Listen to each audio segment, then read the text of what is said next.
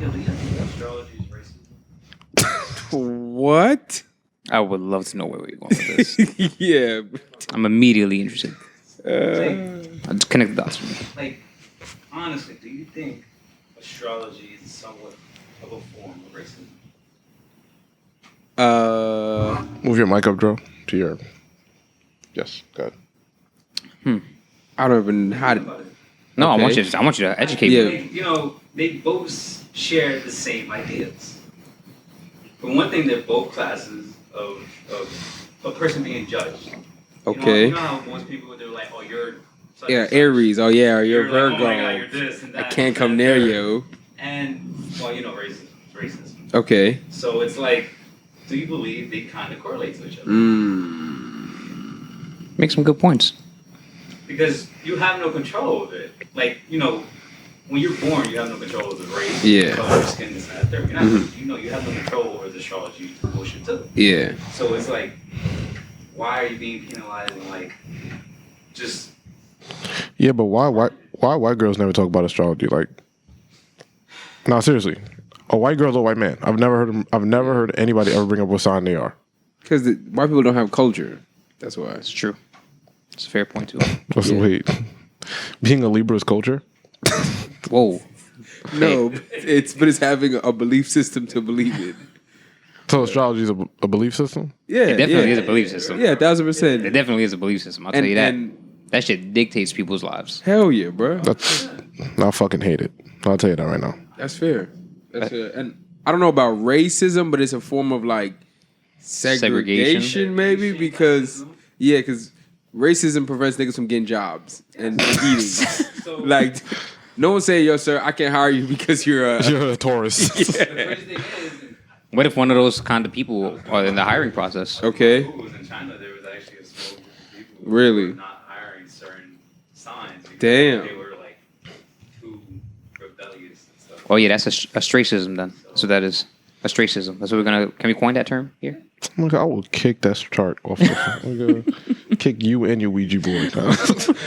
No, Ouija boards are Y'all crazy. niggas and y'all witchcraft. People shit. playing with Ouija boards for fun is crazy. I will kick that shit across the room.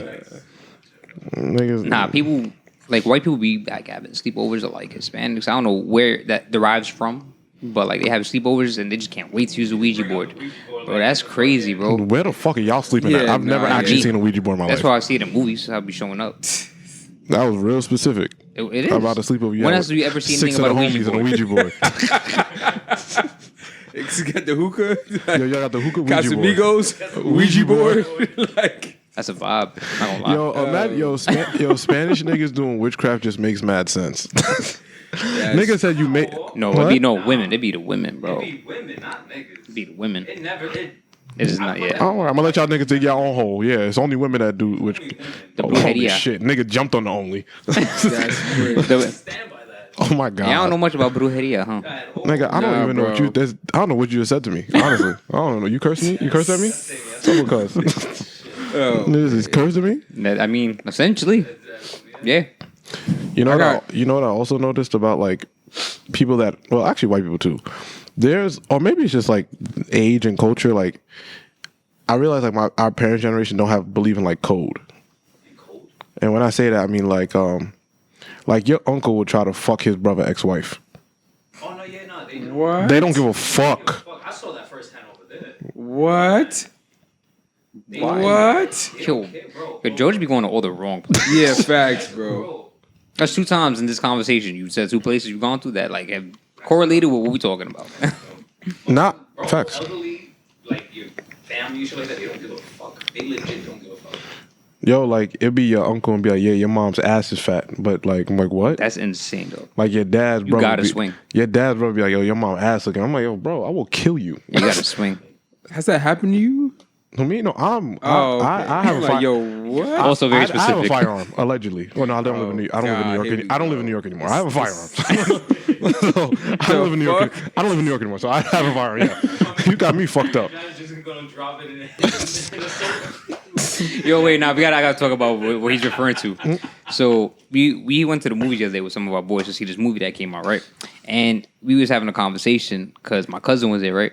And my cousin, he got a little whatever thing on him, right? And he dropped it in the middle of the conversation, in the middle of us talking. And I was like, yo, what kind of nigga just drop what you have in the middle, like just to let niggas know? You know what I'm saying? Like imagine a nigga at the party who got a strap on him and coming to the party and just drop it on the floor. I shouldn't be at that party. I'm gonna he just drop it on the floor, like just to set the tone, like, oh, yo, my fault.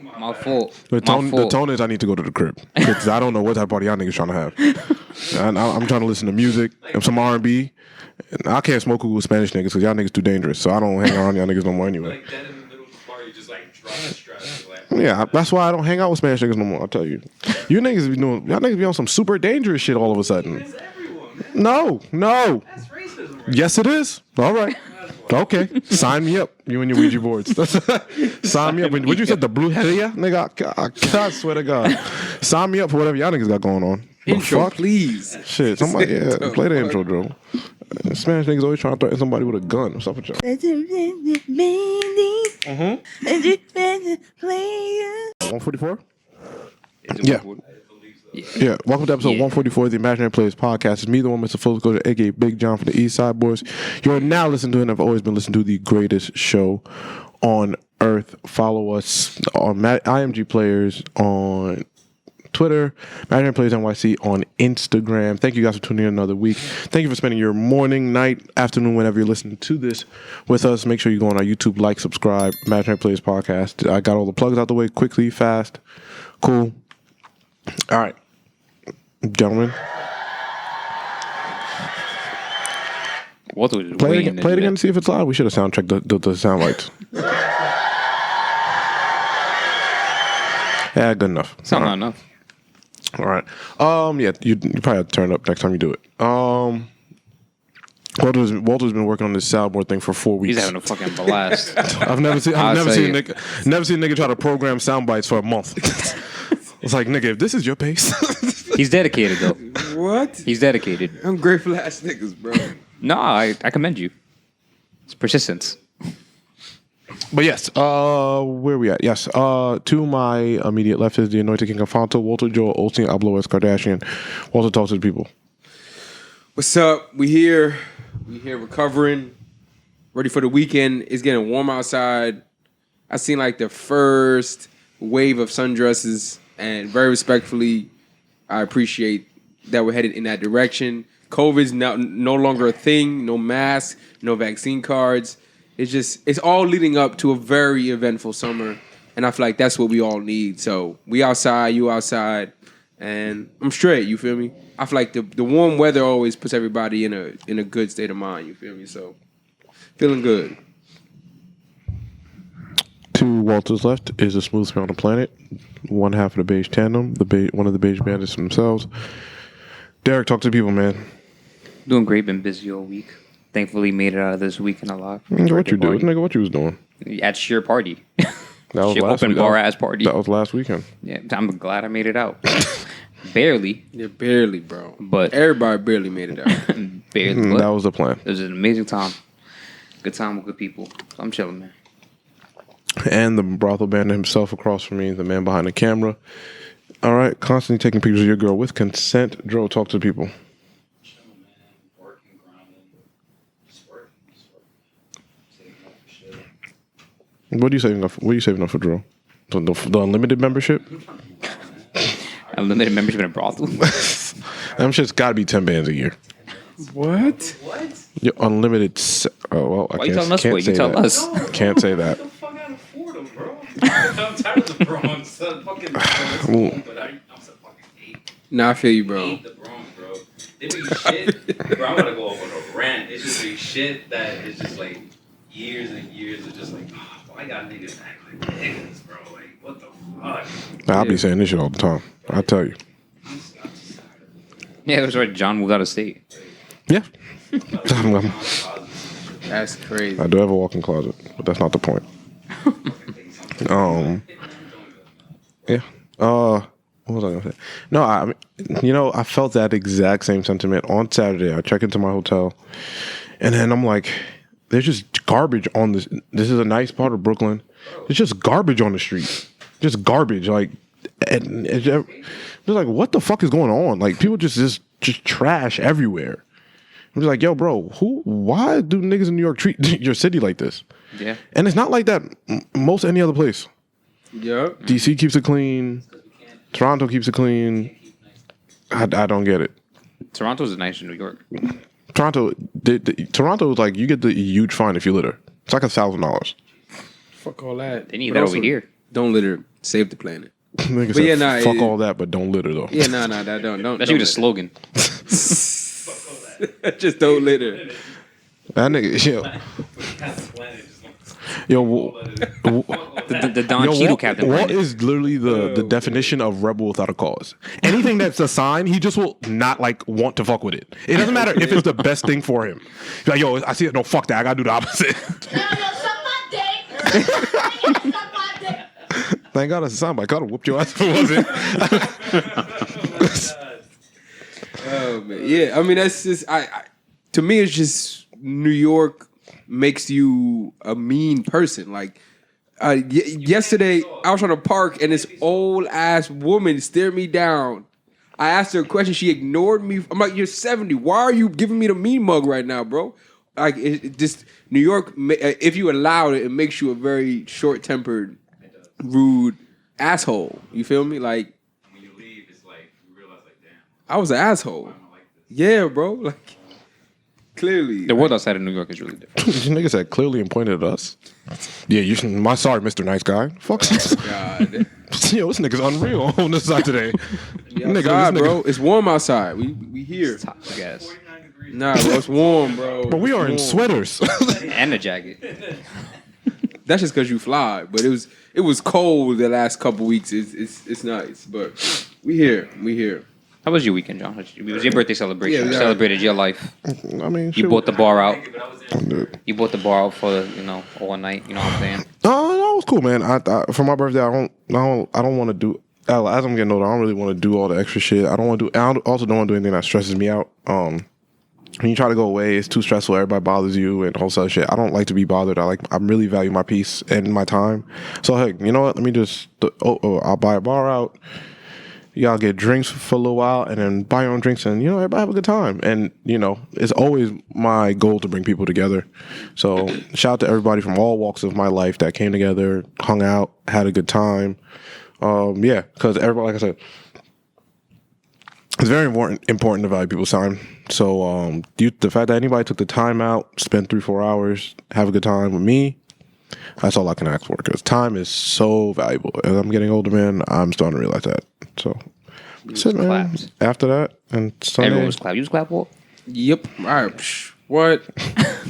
Clapped, bro. Understatement. drunk playing Jenga. I was like, what is going on over there? I heard that. No, niggas. I heard that, Niggas though. got so drunk. Niggas started playing.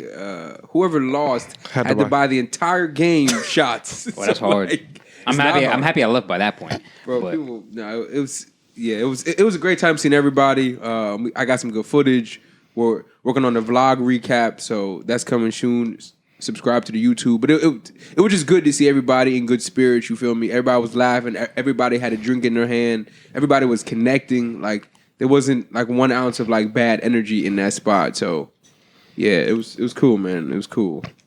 So yeah, shout out to everybody that was invited. Everybody that came. It's something I'm going to try to do per year. As who knows where we end up in a year? Who knows where I end up in a year? Who knows what happens here in a year? So it's something to bring the people together, and the fact that I can facilitate that is a blessing in itself. That's a testament to something. So yeah, that's it, man. That was my weekend. That was my weekend, man. another one in the books. Man, you throw Pregame to the summer. You throw one party, you throw them all, right? So it's like it's kind of how I see it. It's starting to become a little bit too second nature. So yeah. All right, let's get going. You should also mention, I think, in the front, new line coming soon. Yes. So I wish we had a date, but we don't. But It's it on the should way, be coming though. soon. But it's there. It's on the way. Yeah, very soon. it is. We're coming out with our. I would call this what's going to be our essentials. Sweatsuit. Summer, winter, fall. This is something that we're gonna try to keep consistent. You can wear it all year round. It's warm enough for you to wear in the winter, but cool enough for you to throw on a hoodie and some shorts. So, and everything is 100% cotton, French terry, top of line quality. So we do have new merchandise coming out. New line coming out. Excuse me.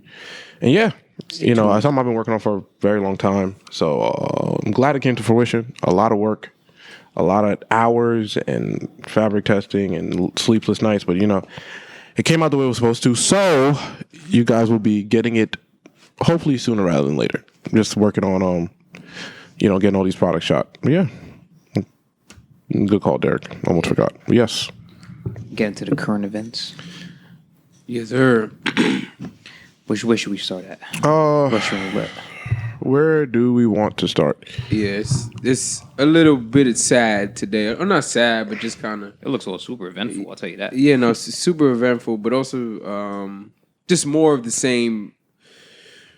I guess type of shit that we've unfortunately become accustomed to. We're gonna just keep it short, but just wanted to keep y'all informed about what's going on because I know sometimes it can be a little heavy, but it is just informing everybody. So the first one I want to touch on, and again, the fact that we're still talking about this in 2022 is fucking insane. There was a video of a Kenosha cop. He was in a high school, and two girls begin to fight or almost start fighting. You see in the video one girl, I don't know, you don't know what caused the altercation, but you see one girl approach another girl and she was black, and you see this white cop proceed to separate the fight, which is, I'm assuming, why he's in the school. So he did his job there, but then he took it the extra mile, then proceeded to throw the 12-year-old black girl on the floor, then proceed to put his neck or his knee on her neck for maybe about 30 to 45 seconds. She's 12 years old. Like, why is this still happening? Why? She's 12. You can't detain her in any other way. She's a little girl. You're a grown-ass man. Why do you feel the need to, so aggressively, it's a school fight. So that shit was crazy. That shit continues to happen. And the fact that this, and what even makes it worse now is that because of the George Floyd stuff, or the George Floyd murder, apologies, it's that type of tactic in the police force is now officially illegal. You can no longer use that force and that style of force, and he proceeded to do it even though what happened. So that was crazy. Just wanted to shed some light on that. And hopefully the girl's fine, the family's fine, and hopefully that police officer faces some repercussions for using those. He should be fired and fined. Yeah, bro. What the fuck? Both of them. Bro, he's lucky, honestly, that she didn't die or anything. If you're a 12-year-old girl, I'm sure she's tiny or whatever. I'm sure her neck was super fragile because I'm sure it hasn't fully developed. She's a little girl, you know what I mean? But he definitely should be fired and fined, both. Yeah, kind of crazy. Yeah, I mean, especially places like this that aren't, I'm sure, majority black people. Everyone sees a black person as a threat or overly aggressive. So the way I sound, it may sound like we're so used to this, but it's just, I don't know. What can we do? This sucks. You know what I mean? Yeah.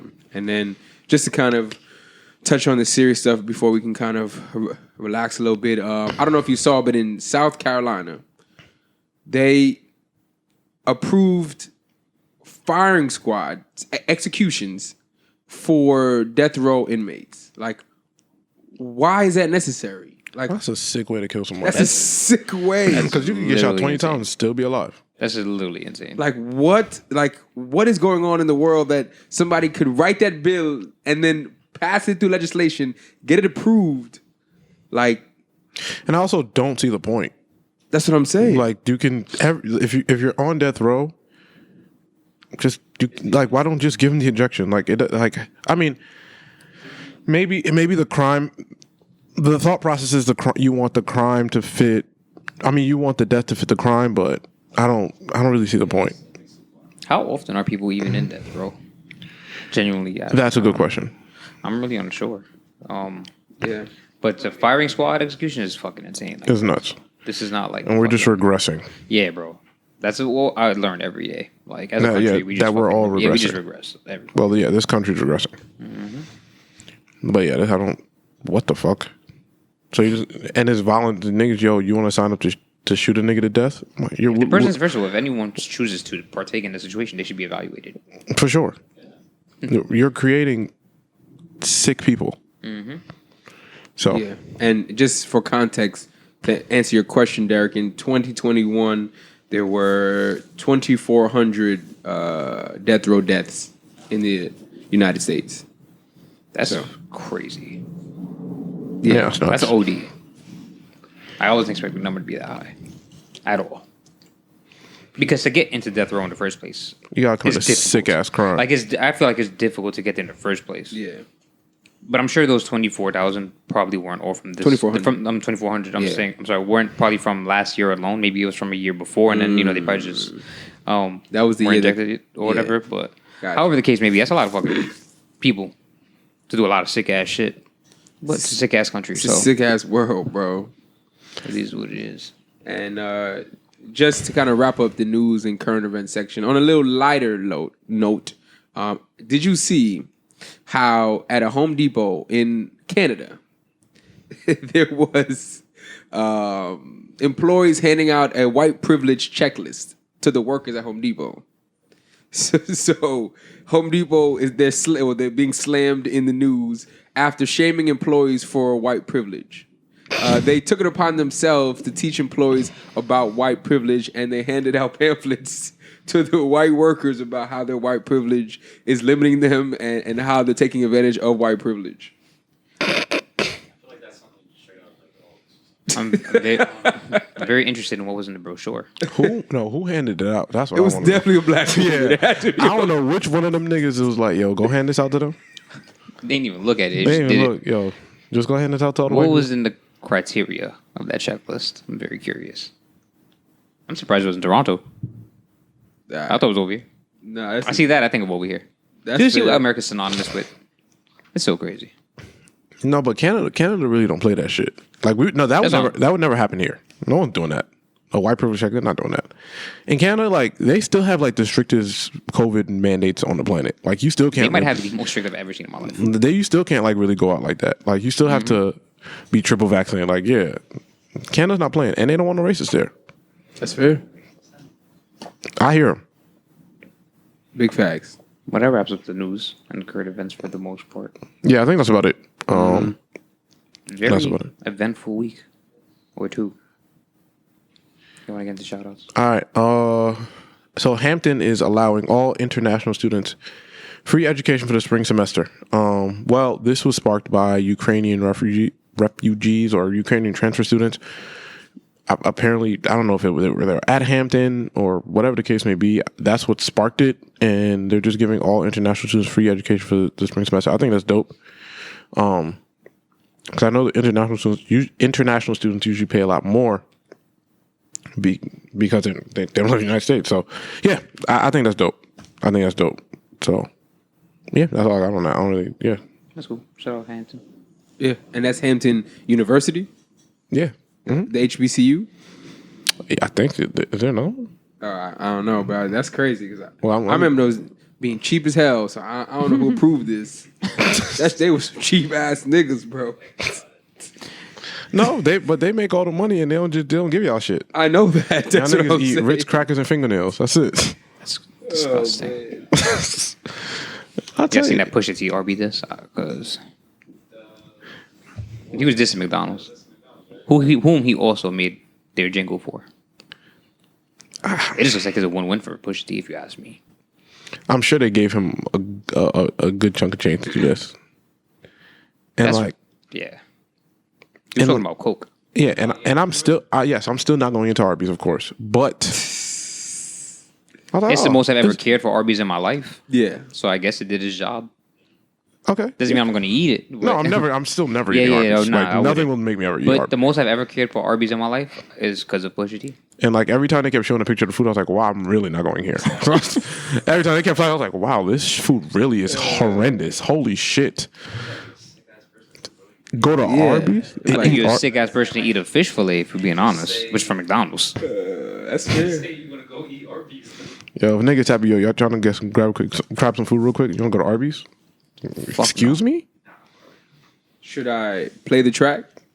Yeah, I'm sure we got 15 seconds. Go ahead. Oh. All right, let's see. Knock yourself out.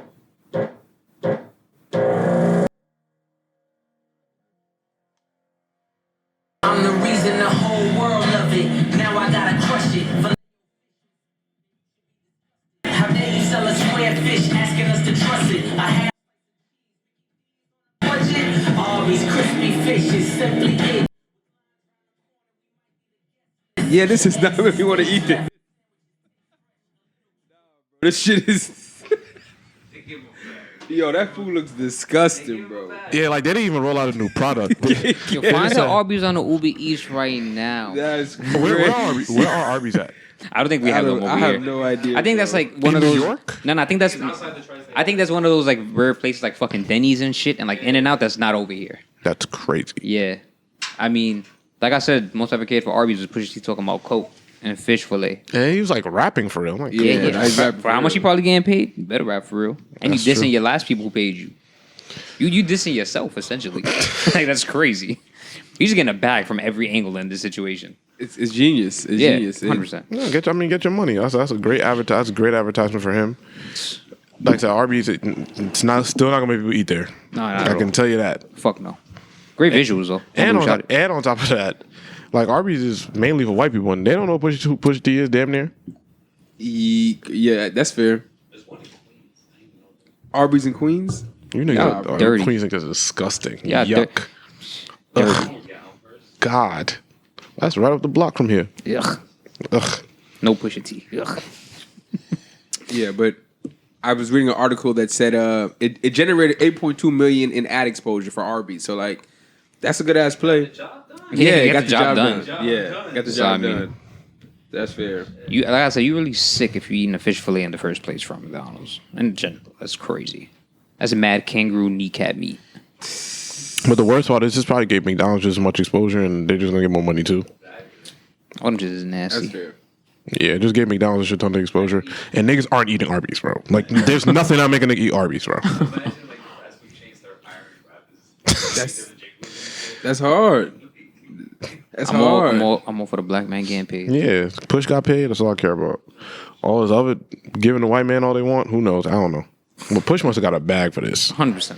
Like, I think I think his problem was that he felt like he didn't make enough off of the McDonald's jingle. Yeah. I heard somewhere or read somewhere no, because he made that jingle a while ago. Yeah, But, like because of how 2003. much over time his like past and how much is still like prevalent and relevant. Like Yeah. he feels like he should have probably like made some more, whatever. But Hell yeah. I'm sure Arby's 100% paid him a big bag. I mean, either that or they give him like some type of Lifetime Arby's. That's Nigga. crazy. That's a sick deal. yo That shit- lifetime shit roast worse beef than the sandwiches from 360 deal. Arby's. That's is crazy. All the roast beef you can eat. That's disgusting. If the corporate at Arby's is listening, though, Pause. no disrespect, you know, Pause. All disrespect, fuck y'all. I don't care. damn, Unless y'all, there goes our bag. oh, they weren't calling us. We had a little Arby hat. Like right there. Oh, my bad. It's a hat, right? Like it's a hat, the logo, like a cowboy hat. Damn niggas, mad racist. That's crazy. Shout out Pusha though. Nah, that was dope. Ashanti. Yeah, Who wants to talk about Ashanti? Ashanti becomes a. Oh, you said a name a little different. Whatever. Ashanti? Seemed like you moaned it. Anyway, Ashanti. My bad. Ashanti Got carried away. becomes the first black female artist to become an owner in a Web3 tech company. That's hard. If you know what 3 tech is, and if you don't, look it up. So pretty much, Yeah, what's some context? Because no, I mean, so she has ownership stake in a tech company that gives artists resources to, I believe, distribution deals, knowledge about streaming and record deals and things of that nature. So that's dope because all these artists need that shit. Every single one of them. Yeah, that's what Web Tech 3 is really about too, in terms of Yeah, information and the distribution of it. Yeah, and it allows artists and creators to share, monetize their content, and allows fans to buy and sell NFTs. Oh shit, of their favorite artist creation. They also help artists. You don't want own the full in NFT? You don't want the full in NFT? bro. Every day another one of these stories comes out about how these niggas is getting y'all. Every day I'm hearing another story. I don't know how true it is. I saw the news of Eminem got sold a fake NFT for like 450,000. No, that's a fact. No, facts. That was real. That's crazy. Like if the artists are getting gypped, like god damn. Yeah, but You gonna find them back they on don't email. know shit about this NFT shit. But But that's fire though. No one knows anything. Facts. Now there are people who know about NFTs. Yeah, the niggas that are getting y'all. Yes. I still haven't finished learning it, but what's that doing? Doing some fucking scribbles. Even the whole Oh, so Dro just admitted his scam on the pod. Yo, you know there are like 6,000 people. Man. Allegedly. To Drew's point. The crazy part that there's no like hard laws, like kind of against that shit. Like bro, it's the Wild Wild West. Because you can't. That's the point of it. that's what I'm saying. Like the people doing the rug pulls with NFTs are just going away with mad chicken, bro. Like, and there's no laws that make it illegal. So Yeah. do a rug pull. Really hate to see it. I mean, that's how every crime was before it was a crime. Yeah. That's how scamming wasn't illegal till the wrong person got scammed. Yup. So, that's kind of that's how the world works. Until somebody gets you piss off the right person, fuck up the wrong person. Oh, now it's a law. You can't do it anymore, and now you can't have nothing. Shout out to Shanti though. Yeah. The company that she is the owner is called EQ Exchange. So if you're an artist, if you're interested in the NFT space or in the crypto space, take a little time. It's EQ Exchange. I'm gonna do some research because this is the first time I've heard of this company. But many times when these artists kind of attach to these brands, they do well because exposure and clout is what moves everything. So It yeah. really is. Yeah. That's hard. What else you got to shout out? All right. Well, yeah. What else we got to shout out? Shout out to Ashanti again because she's Ashanti. Oh, DC and Marvel. Shout out to DC and Marvel. Yeah. I saw they have LGBTQ projects and variant covers ahead of Pride Month. I saw so they have their own respective covers to these comic panels and heroes and stuff like that to support the LGBTQ community. Shout out to them. That's dope. Yeah. I mean, what can you say, right? Mm-hmm. That's dope.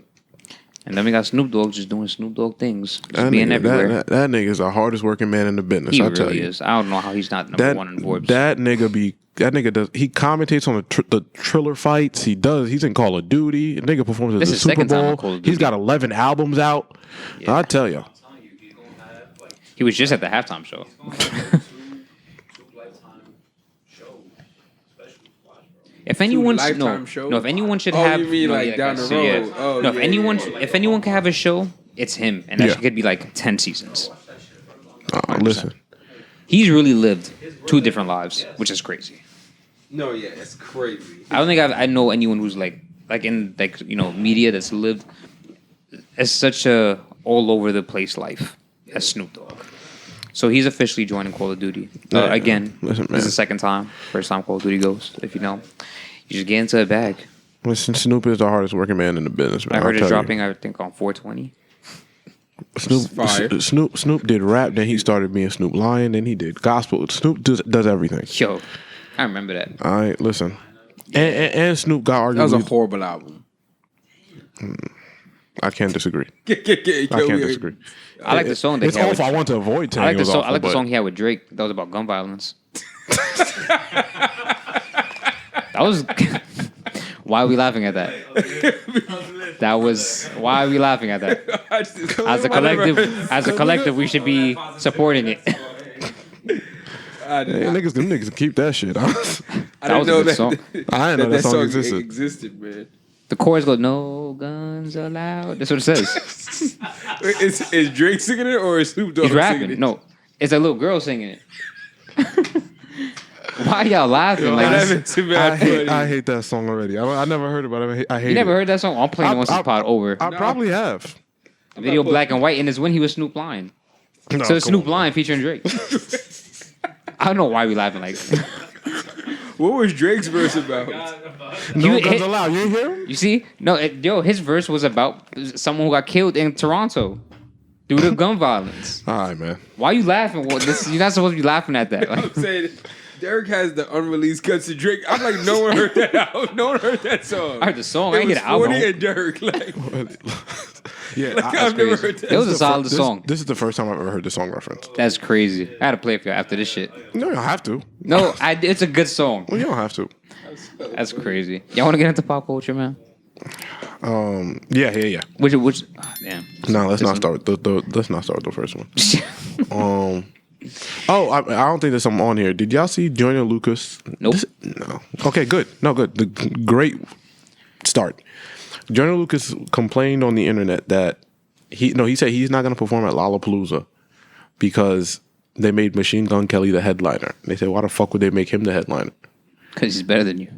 You see? You see how it's okay for like black people to know, hey man, he's better than you, Joyner. That's why. Machine Gun Kelly is a lot more famous than Joyner Lucas. A lot more famous, and he's way more artistic. Did you hear his last album? First of all, he left hip hop. He makes rock music now, and that shit is fire. He had to. I don't care. That rap album is fire. I don't know if you heard it. No. He's very talented. I don't hear Joyner Lucas unless he's making a song that has like a political narrative in the climate of whatever Or society. he's like a parent. He's like, wait, didn't he do like being Will Smith stunt double? What kind of freaky shit was he on? Yeah. I don't know what's wrong with that dude, man. Machine Gun Kelly better than him. And So. did Karen give him his money back? How he doing this? He was beefing with Logic too. Look at his life. What's your life like? And then they do like a makeup video in like army fatigue in like Afghanistan. I think that was. Did he have? That's the one video. I don't know who that was with. Was it with Eminem? It was Eminem, and Holy the shit. song wasn't that bad. The fact you have to say. What's the name of it? All right. You don't know? I don't There you know, go. but he was How the standing. chorus go? What's the first bar? Tell me one bar. All I know is that they both were standing on a tank, a big ass tank. Well, that's racist if Eminem did that. Yeah, white people want tanks. I don't know why. I just don't like that shit. Yeah. I don't trust it. Not in this country. Yeah, it's giving Soviet. It's giving Soviet. It's crazy. No, we getting Not canceled. during the time of what we're going through now. Oh shit. Yo, And I'm not cutting Soviet it. is crazy. I'm not cutting it. I'm not cutting it. No, that's it. Praise for Ukraine. Yo, Of course, son, of this is course. Yo, that's crazy. Yeah, but But nah, yeah. I don't listen. No one listen to But Joyner yeah, Lucas, but bro. Jordan, Like, still don't do that. yeah, Machine Gun Kelly better, bro. Sorry to Yeah. break it. Sorry to break it to you, bro. Honestly, but not sorry at the same time. I don't really give a fuck. No, yeah, I was reading. I'm like, why the fuck would you think that you would headline over him? She gonna get. Yeah, like what the fuck? Yo, that's really And that's really Lollapalooza crazy. is like bro. a white festival. That's a fact. Yeah, no, you're right. I just want what have you provided for music consumers to be like, yeah, man, you should be above Machine Gun Kelly. And I hate Joyner Lucas music too. I'll make that mad clear. I don't even know if I've liked this. I haven't liked. This I song think from his him. music sucks. The most popular song from him is the racist one, right? When he had the white man and the black man. Oh in front yeah, in the arguing room. with each other and saying nigga. That one? Yeah, That was the most like popular song. That song wasn't bad, but I ain't listen to other ones. Bro, I don't like that. I'm good. Don't talk to me like that. I don't need Django Untitled in front of me. I'm good. Like Yeah, nah, that keep was it. really crazy. Keep it. I'm You know good. what? Like, I think you know what's crazy. Like, I feel like you really have like, I don't know how to say it. I feel like it kind of correlates like when Nicki Minaj was talking about in that conversation with Joe Budden was like, not that he hops trends, but his songs always have like a political narrative. Like he doesn't need to rap about every bad thing that's happening. But in I the feel like world. that's the only way people listen to him, Yeah. which is like the thing. Like that's why he does it because it's like his song always has to do with something in society, and he thinks like that's like what his. But that's why gimmick rap doesn't like last. Yeah. That's why the dudes that do the gimmick stuff it doesn't stay around very long. You know what I mean? Yeah. I mean, gimmick anything doesn't stay around very long. Gimmick content, gimmick rap, nothing gimmicky has stood the test of time, and that's why you got to like know like what you're in it for, longevity or a quick couple dollars. You know what I mean? You want to talk about So who's that? Who's that? Like, Nurkic? yeah, this is I don't know. Yusuf Nurkic confronted fan and throws a fan's phone. The fan shouted, "Your mom is trash and your grandmother is a bitch." Did you put that on there? No, I did not. No, Walt. Like Walt, you put that on there? Oh yeah, but I really wanted to touch on this and kind of Watch your foot with the cord. Why? Yeah, go ahead, continue. and expand this into a broader conversation. I don't know if you've seen, but of lately, NBA fans have become bitch ass niggas. In my Agreed. opinion. Agreed. and have been crossing the line with the shit they say because they know that at the end of the day, if this artist punches me in the fucking face, I can sue him for millions. And they are crossing this line with the things they say. They're talking about people's family, talking about people's mothers. And I'm like, yeah, I mean, I don't think they want an altercation, but it's like almost if you're, I don't know, watching animals play, like you feel that you can talk to them in any way that you feel suit because you bought tickets to the game. Especially if you're on the floor, like, yo, I can talk to you like you're not a human being because I'm here paying you my hard money to watch you. And I'm like, yo, this needs to be a broader discussion. Agreed. In this video, I don't know if you saw, it went viral, but Nurkic, he works for, he plays for the Portland Trail Blazers, and he's not even in his game attire. He's in, I think he's hurt, or he was not playing that game. He's walking to go into the locker room, and the fan yells this, and he walks back. It's this scrawny ass white kid. He looks him in the face, and he takes his phone and he throws that shit in the crowd and walks the fuck away. And like when it first came out, he was getting backlash. He's like, yo, they're fans, they're supporting you. Why do you feel that you can do that? But then when the full story came out, he talks about, he said what he said. He talks about his grandmother, and unfortunately his grandma passed away due to COVID in 2020. And I'm like, yo, you see it with Russell Westbrook now. He's playing horrible, yeah, but like, yeah, to go to the game and heckle a player is one thing, but then to talk directly about their family, like, how does, like, do you think this can change? Do you think the NBA should do something? Do you think it's just part of the game? I think it should just be a zero. There needs to be a zero tolerance policy. Like, we are some of the highest paid people on the planet. And the same way we hold athletes to such a high standard about things they can and cannot do, if you're coming to this game and enjoying the entertainment, you can't say and do certain things. You enjoy it and you go home. Like, you know, everybody talks trash, everybody talks shit, and fans talk shit to each other. That starts from the fucking middle school era of basketball. But at the same time, there's still people. They're still doing their jobs. Imagine you going to, I don't know, a fast food restaurant and you calling the McDonald's server like a bitch, and you know, like that, just you can't do that. It's the same thing. It's their job. That's what they're there to do, and don't disrupt it by doing stuff like that. I think it's on the NBA to protect the players, and it seems like the minute the player points out, hey, this person got to go, they usually get rid of them. So I don't know what they can do beyond that. Mm-hmm. Like what can you actually do? You know what I mean? Unless it's like I think they should start banning these people from the stadium. Yeah, they should start banning these people from the stadium. So, like, it's not a game. Okay, hey, you're going to talk about a player's family? Cool. You're out of here. Maybe more security in between the crowds, but that also depends on where you're playing, because there's a bunch of security at Madison Square Garden. There might not be a bunch of security at the Raptors arena. I don't know. But, yeah. I think, and people are too comfortable thinking nothing can happen to them. And that's an I was going to say, it's all good until you get punched in the face. And then you never do that's an age-old problem where everybody can say whatever they want until somebody punches you in the face. Yeah. Or somebody hurts you. Mm-hmm. But that's a people problem. People are the toughest people until something happens to them. It's like, oh, you tripping, you bugging out, oh my God. You know what I mean? Like, that's a human being issue. Human beings don't think about the repercussions to their actions.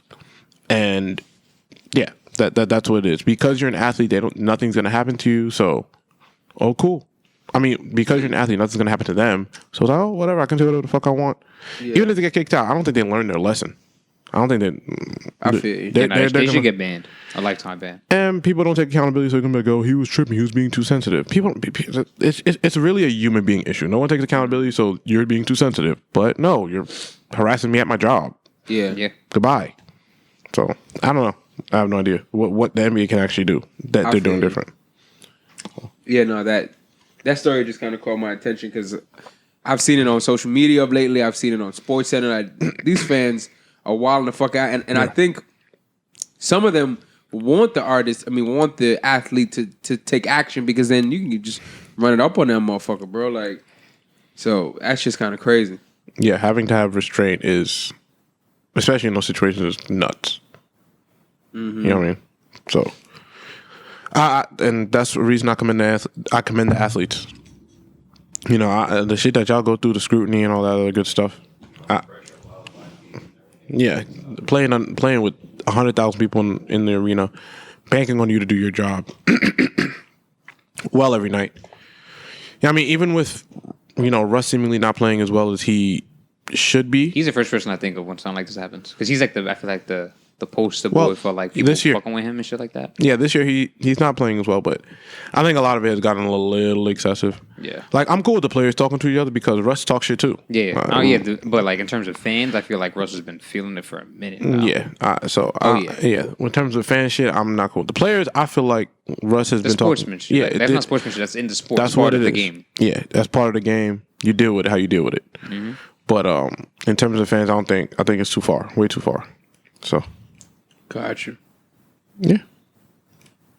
Latto says there's a male feature on her album, and they gave her a hard time clearing the track because she wouldn't sleep with him.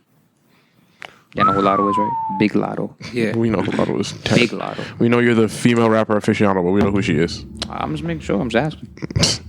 Album coming out this Friday. So you know. I didn't know that. Yep. You got me. Had no idea. I had no idea how it was coming out today. Yeah, not a fucking clue. It's called 777. But I mean, it makes sense. She's been doing a lot of press. Yeah. She did Hot 97. She did Breakfast Club, and she did Joe. So and she did Funk Flex. Yeah, and ate that freestyle. That's Hot 97, right? Is that he's on Hot 97 still? Yes. Oh. Yeah, but I think it was like a different. It was like she went and freestyled. No, yeah, she did it over UGK. Yeah, she was bugging. She be snapping, bro. She mad young too, which is crazy. Is this her first album? Debut album. Because she has a project before this. Meg Thee Stallion got 8 of them. This her first? Meg Thee Stallion got 8 debut albums. Is this her actual first album? Meg got a lot, but we'll get to that. I do think we need to have that conversation today. It's about that damn time. But anyway, But yeah, Latto said that that's fucked up. No, that's it's beyond fucked up. That's insane and dirty. And like she kept the feature. Bozo behavior. She did because she said she really liked the song. So niggas that have to go through the feature and be like, who could be the creepy motherfucker? Oh, everyone already know who it is. You didn't see the track list, so. But. No, I didn't know. I'll tell you after, but.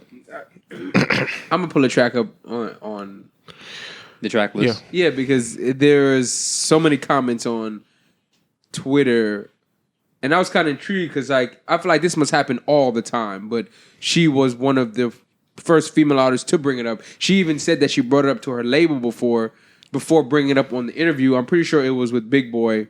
Yeah, it was. But she brought it up so that these things don't happen and started putting people on blast. Like because that shit is not okay to be doing. No, fuck no. But like she said, she brought it up to the label, and the label told her to keep it quiet for politics because you don't want to step on toes. I'm like, yo, that's sexual assault, and your label, your job, your boss is telling you, no, just keep it under the rug because you don't want to ruffle feathers. I think that is even as insane as whoever the male artist who proposed that situation to her. Like, that's crazy for you to tell your boss, yo, I was sexually assaulted, and your job says, oh no, just keep it under wraps for now because we're in the rollout of your album. Like, what? That's a rap game. Agreed. I mean, listen, dirty. Entertainment's a dirty business. Mm-hmm. I feel like especially entertainment, like in all purposes. Aside from even just music, like TV, every aspect Harvey of fucking Weinstein. You know what I'm saying? Like every entertainment, every aspect of entertainment, media, all of it's a dirty game, a dirty business. Everybody's trying to, how do I describe it? Everyone is trying to get in where they can, and take advantage where they can. In terms of the label, what also bothers me about this is that Latto had to even tell somebody, like tell the label that she should have been like, yo, I'm not rapping with this person. Mm-hmm. The feature's off. I'm not, like, she shouldn't even have to be explaining herself to anyone. You know what I mean? And that's the shitty part about being a new artist and having to take the shitty deal first or having to be signed to somebody because you're trying to get to where you're going. You're just trying to get to where you're going, so you're gonna do whatever you got to do. And it's no fault of hers. It's just it sucks that she's in a position where she feels like she has to keep a song on her album regardless of what that person did. And what if it's the best song on the album? Who knows? We don't know. Yeah. So yeah, shit. Do you have the track list? I do. We can play the guessing game here. I mean, once you bring it up, you see the internet very clearly picking an accuser, which I feel is unfair. I mean, you feel me? But I haven't seen none of this. Okay, all right, I got you. I'll pull it real quick. Got you, Brody. But there are. Who the internet said did it? I'll let you decide on your own, man. Do you look at this list and you tell me which one you think? It's 14 tracks. Nigga said Kodak? Yeah. Yeah, that's. Oh, but I seen that he said it wasn't him. Yeah. But you know what's funny? So she was on the Breakfast Club today, the day we were recording this, and they brought it up that the internet had, that he and the internet have been like responding to her interview with Big Boy and what he had said. She didn't deny it. Like when she was talking to the Breakfast Club about it, you know what I'm saying? Like the same way when Big Boy and when she presented this situation out, and he was like, "Oh, Big Boy was like, Wheelie came out already with 21 Savage." And he was like, "Not 21, right?" And then she was like, "Nah, it wasn't 21." Like she cleared that up when they presented that the internet's talking about it being Kodak and Kodak saying like it wasn't me. Like she didn't say like, "Nah, it wasn't him."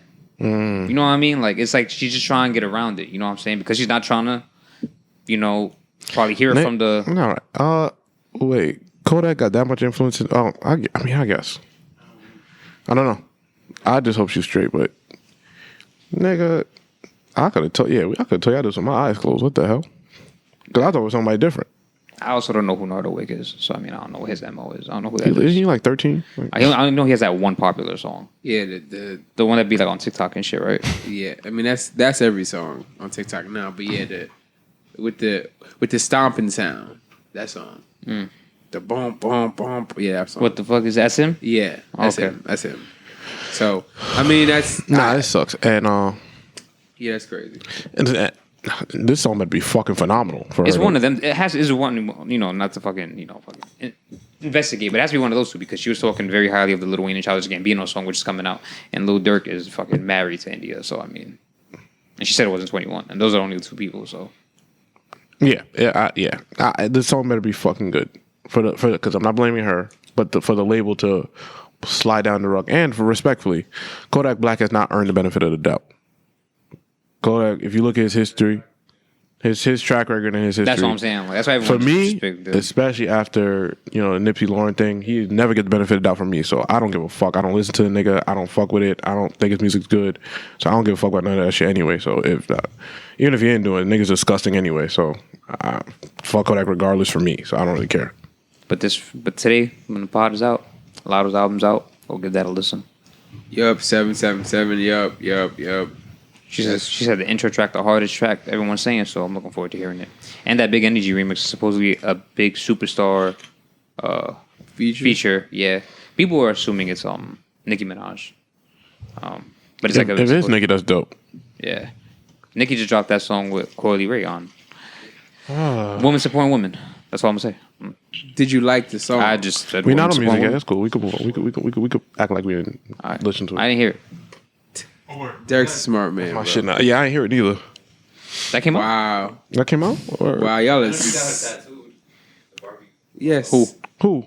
You call it Ray. Yeah. Wait, what she get tattooed? A Barbie. Barbie. Why? Because Nicki's the baddest Barbie. Like that's her thing. Did she get Nicki Minaj tattooed on her shit? No, but Like the Barbie. Nicki's like Nicki's Barbie. Nicki- alter ego is like the Barbie. Yeah, but like, why am I getting? I don't know, bro. They just Let's just stay out of women's business. Yes. It's go listen to that. You niggas is all right. I gotta say, I was you niggas said is we. I said we. promoting nonsense. I didn't promote anything. I never heard the song. That too. I did not. I said women supporting women. I heard you playing it in your car when you pull up, my G. I'm not gonna confirm nor deny that. But This nigga was bobbing his head to that shit, bro. Pause here. niggas is sick. What we got? Kanye is no longer performing at the Grammys. I didn't even know he was in the first place. Yeah, I don't. I didn't know he was in the first place. Yeah, me neither. Bro, it's so crazy. Listen, bro, it's really so crazy, bro. Like 2 years ago, he just literally pissed on a Grammy and the toilet. Bro, it's coming. No. it's just so crazy. Like these, like And they still fuck with him. He pissed in the Grammy, and they. It's not, but it's not about them fucking with him. yeah, it's like I don't like. How can we? Okay, so here's the thing. it's like y'all don't respect yourselves. If I have an award show and I give out the most prestigious music award, and like that's what it is. It's and I'm a taking Grammy it. is according to music. Yes, it is. Grammy's It's the most prestigious music award. Yes. One of the biggest artists of all time pee on the Grammy in the toilet to violate the Grammys.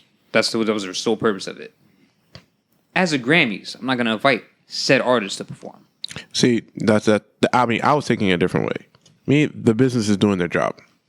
Both exist. The Grammys are doing what they're supposed. Like, Yeah. no matter what Kanye did, as long as Kanye is charting and is number one and is making a bunch of headlines, the Grammys are going to call him. Because it could be a completely different person running the Grammys today as opposed to when that happened. You got to get the business done. That's how the Grammys are seeing it. I'm always speaking from a Kanye West perspective, or a Kanye, or not a Kanye West perspective. Excuse me. I mean, I was glad he peed on it. A humane perspective. I was glad he violated the Grammys. Like I was glad he did. Yeah, but which is also probably why he's no longer performing. No, but you see here, the thing is, like, we had this conversation about the importance of the Grammys. And I remember me specifically saying the artists make it important. The artists care so much about these Grammys. That's the fuck why.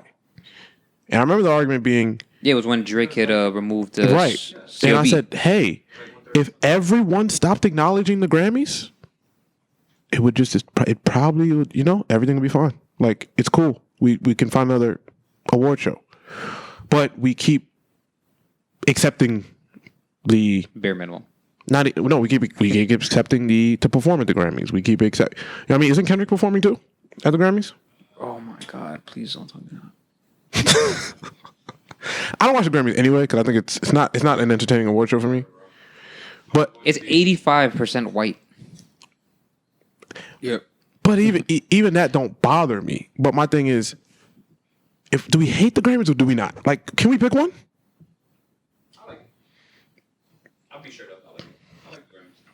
I can acknowledge that it doesn't really provide anything for me. I can acknowledge that the as an artist, really it's different.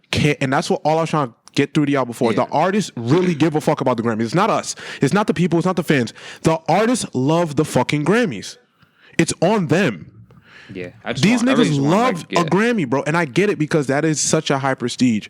But these artists love a Grammy just like the actors, black, white, yellow, green, love an Oscar. Like, it's the same shit, and it predates us.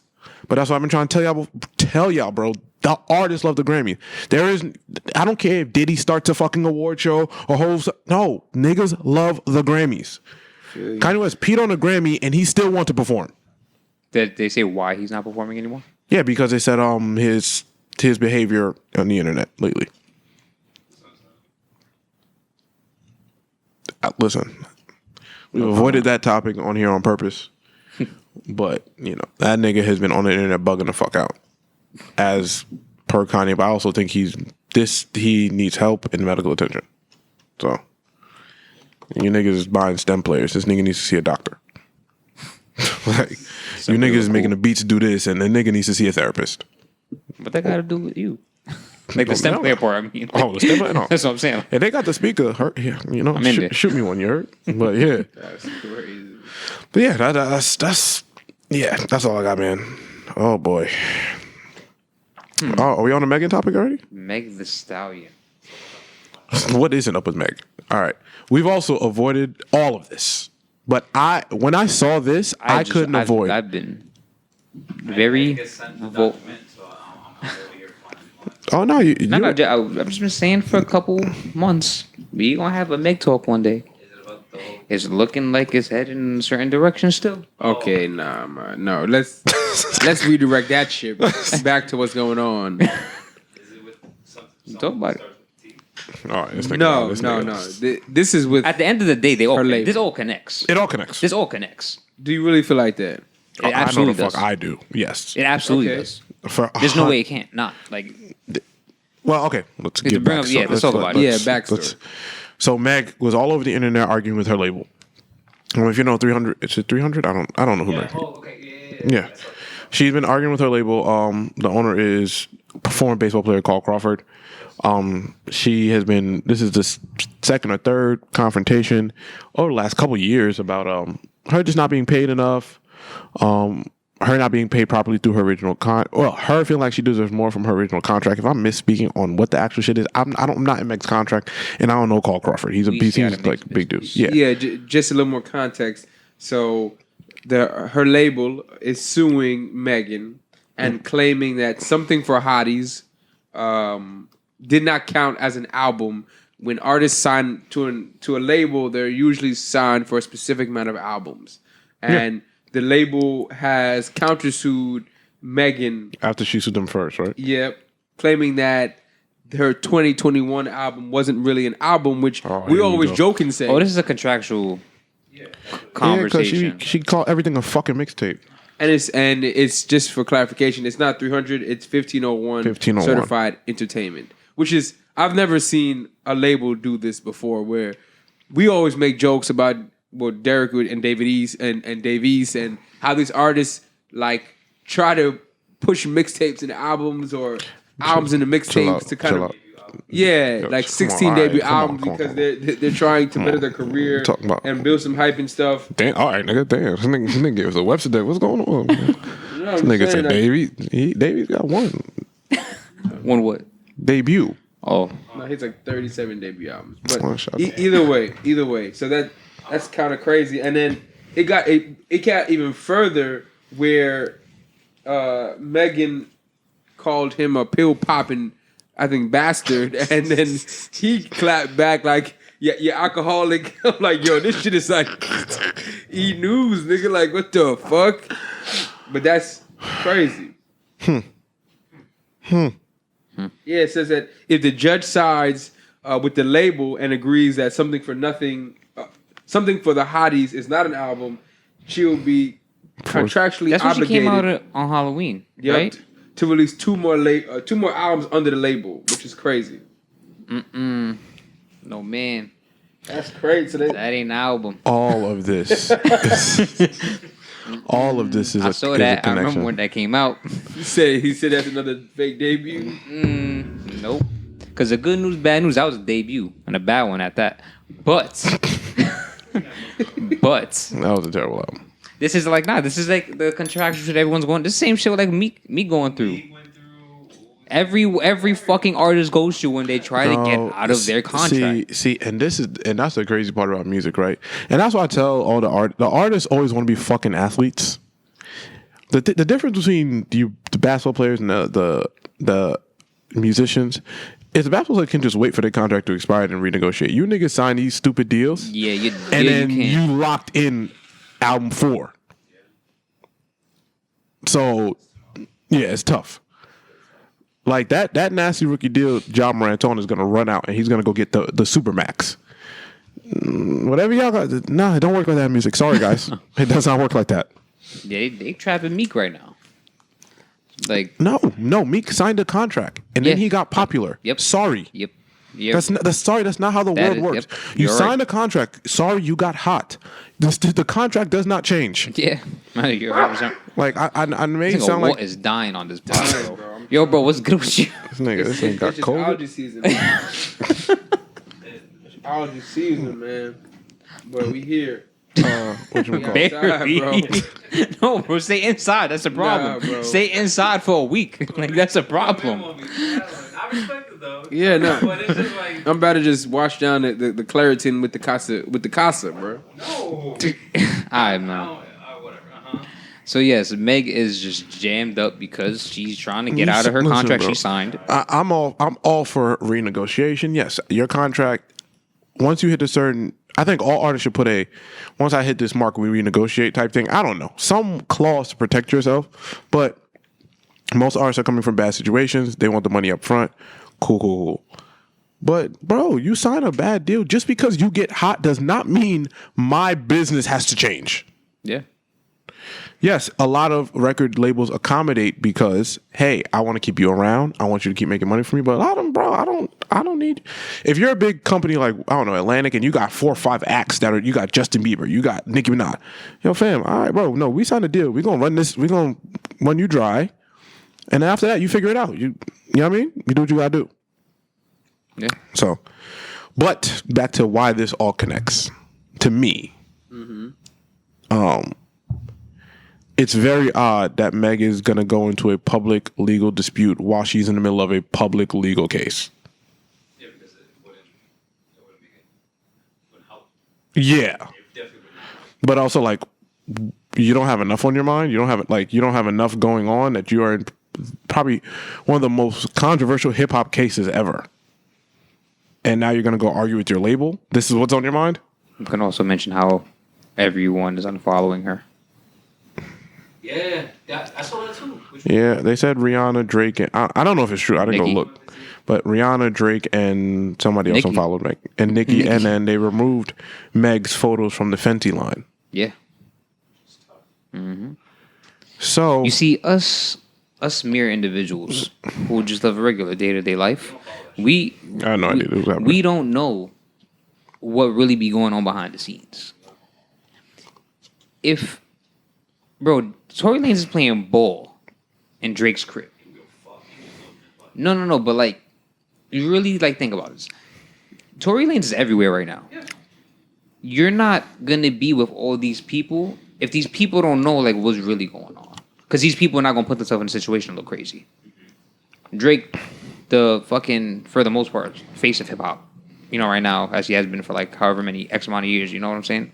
To a certain degree, like, is here showcasing him being with Tory Lanez all the time. Like, he knows what's going on behind the scenes. He knows what's going on. You know, these other artists in the industry, in the record labels, like, this is like John said, this is probably one of the most, this is the biggest, like one of the biggest hip hop cases.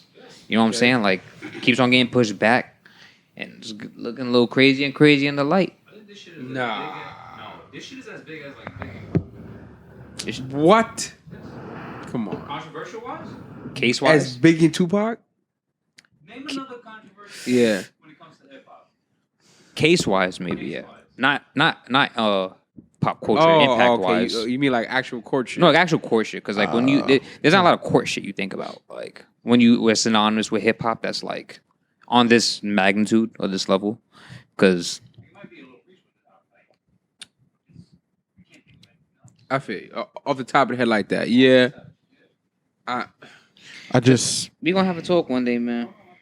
I mean, I've been saying it. for about a month, in a month. I've been saying it for longer than a month though. No, but listen, I just don't know if I'm on trial right now for whatever. Not that she's on trial, but if I'm fighting one case, I'm not about to go worry about a lawsuit that might happen. You know, I'm not gonna go argue with my label on the internet, no matter what's going on. I'm in a legal dispute with somebody about an attempted assault with a gun. Yeah. I mean, yeah, but also what you need to fight a court case, whether you're innocent or guilty, is money. And she's claiming that she has not been paid from her label since 2019. So if somebody owed me millions of dollars, I don't care what I'm going through. I'm going to voice say, yo, I'm tight that I'm not getting paid. Yeah, but- I'm one of your front runners and I'm getting pennies on a dollar. But that doesn't help. Yeah, like you're not about to get your millions tomorrow. Yeah, you're not Yeah, like it's okay. not like if you're fighting a court, if you're fighting a court case, it's not like you're just about to go fight another court case to spend more money.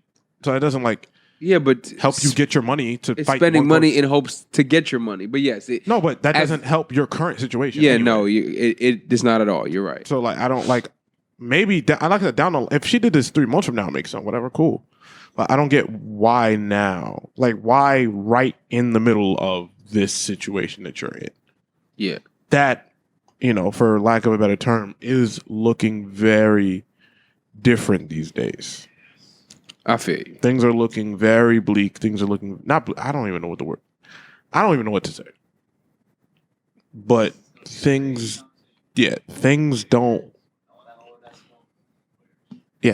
do not look like they're tailing in her favor. I think I can say that. Things don't look like they're tailing in her favor. And for you, I think you know that, and your legal team knows that. So for you to now go on the internet and start another battle to fight, but it could be for public perception of her constantly being a victim.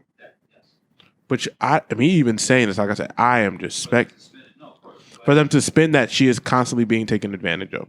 There may be something else there in terms of her strategy.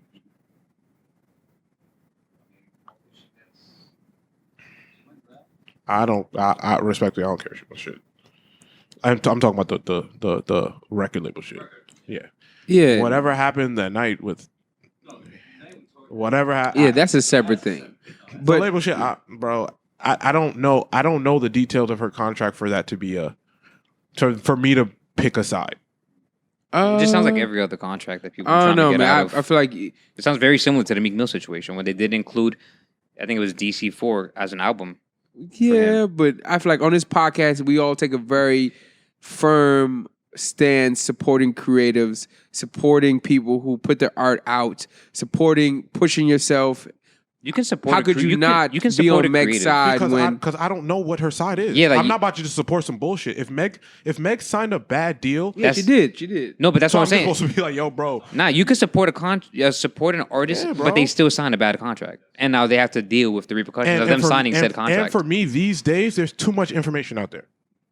And that okay. Also, I'm glad you brought that up. Yeah, because it also comes to a very good point of people being so money thirsty that like I'm just gonna sign anything for a couple dollars, and then when I get mad, and then when I supersede that, I'm upset. Not today, bro. I'm not about to just that's one thing I do not believe in. Okay, do not just sign when you sign for quick money. I'm sorry, you deserve the end result. Yeah.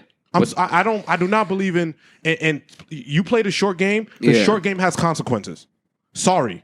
So I'm not about to just, yes, Meg, I don't care if you make music and the music's good. Yes, if you supersede your expectations, wait till your contract is over. Because it's the same thing with a podcaster. If you sign a contract with Spotify, you sign a contract with Spotify, you have to wait till it's over. Just because you tripled the numbers, no, bro, you have to wait till it's over. You signed a deal. Deal with the consequence. Then the next deal you sign, hey, guess what? You can demand more. That's it. Yeah. I'm not about to just jump in, oh, well, she's getting screwed over. Yes, you signed a deal like that. Sorry. Yeah, these, people really got to start being held accountable. Yeah, like, because legality of things like this is in 2003. Exactly. I feel bad for Mason them who still need, like this ain't 2003 when people were signing contracts and like they really didn't know what they was getting themselves into. There's too much information, in 2022. Bro. Stop. There's way too many people who've dealt with bad contracts. There's way too many OGs and veterans in the game who have expressed bad contracts.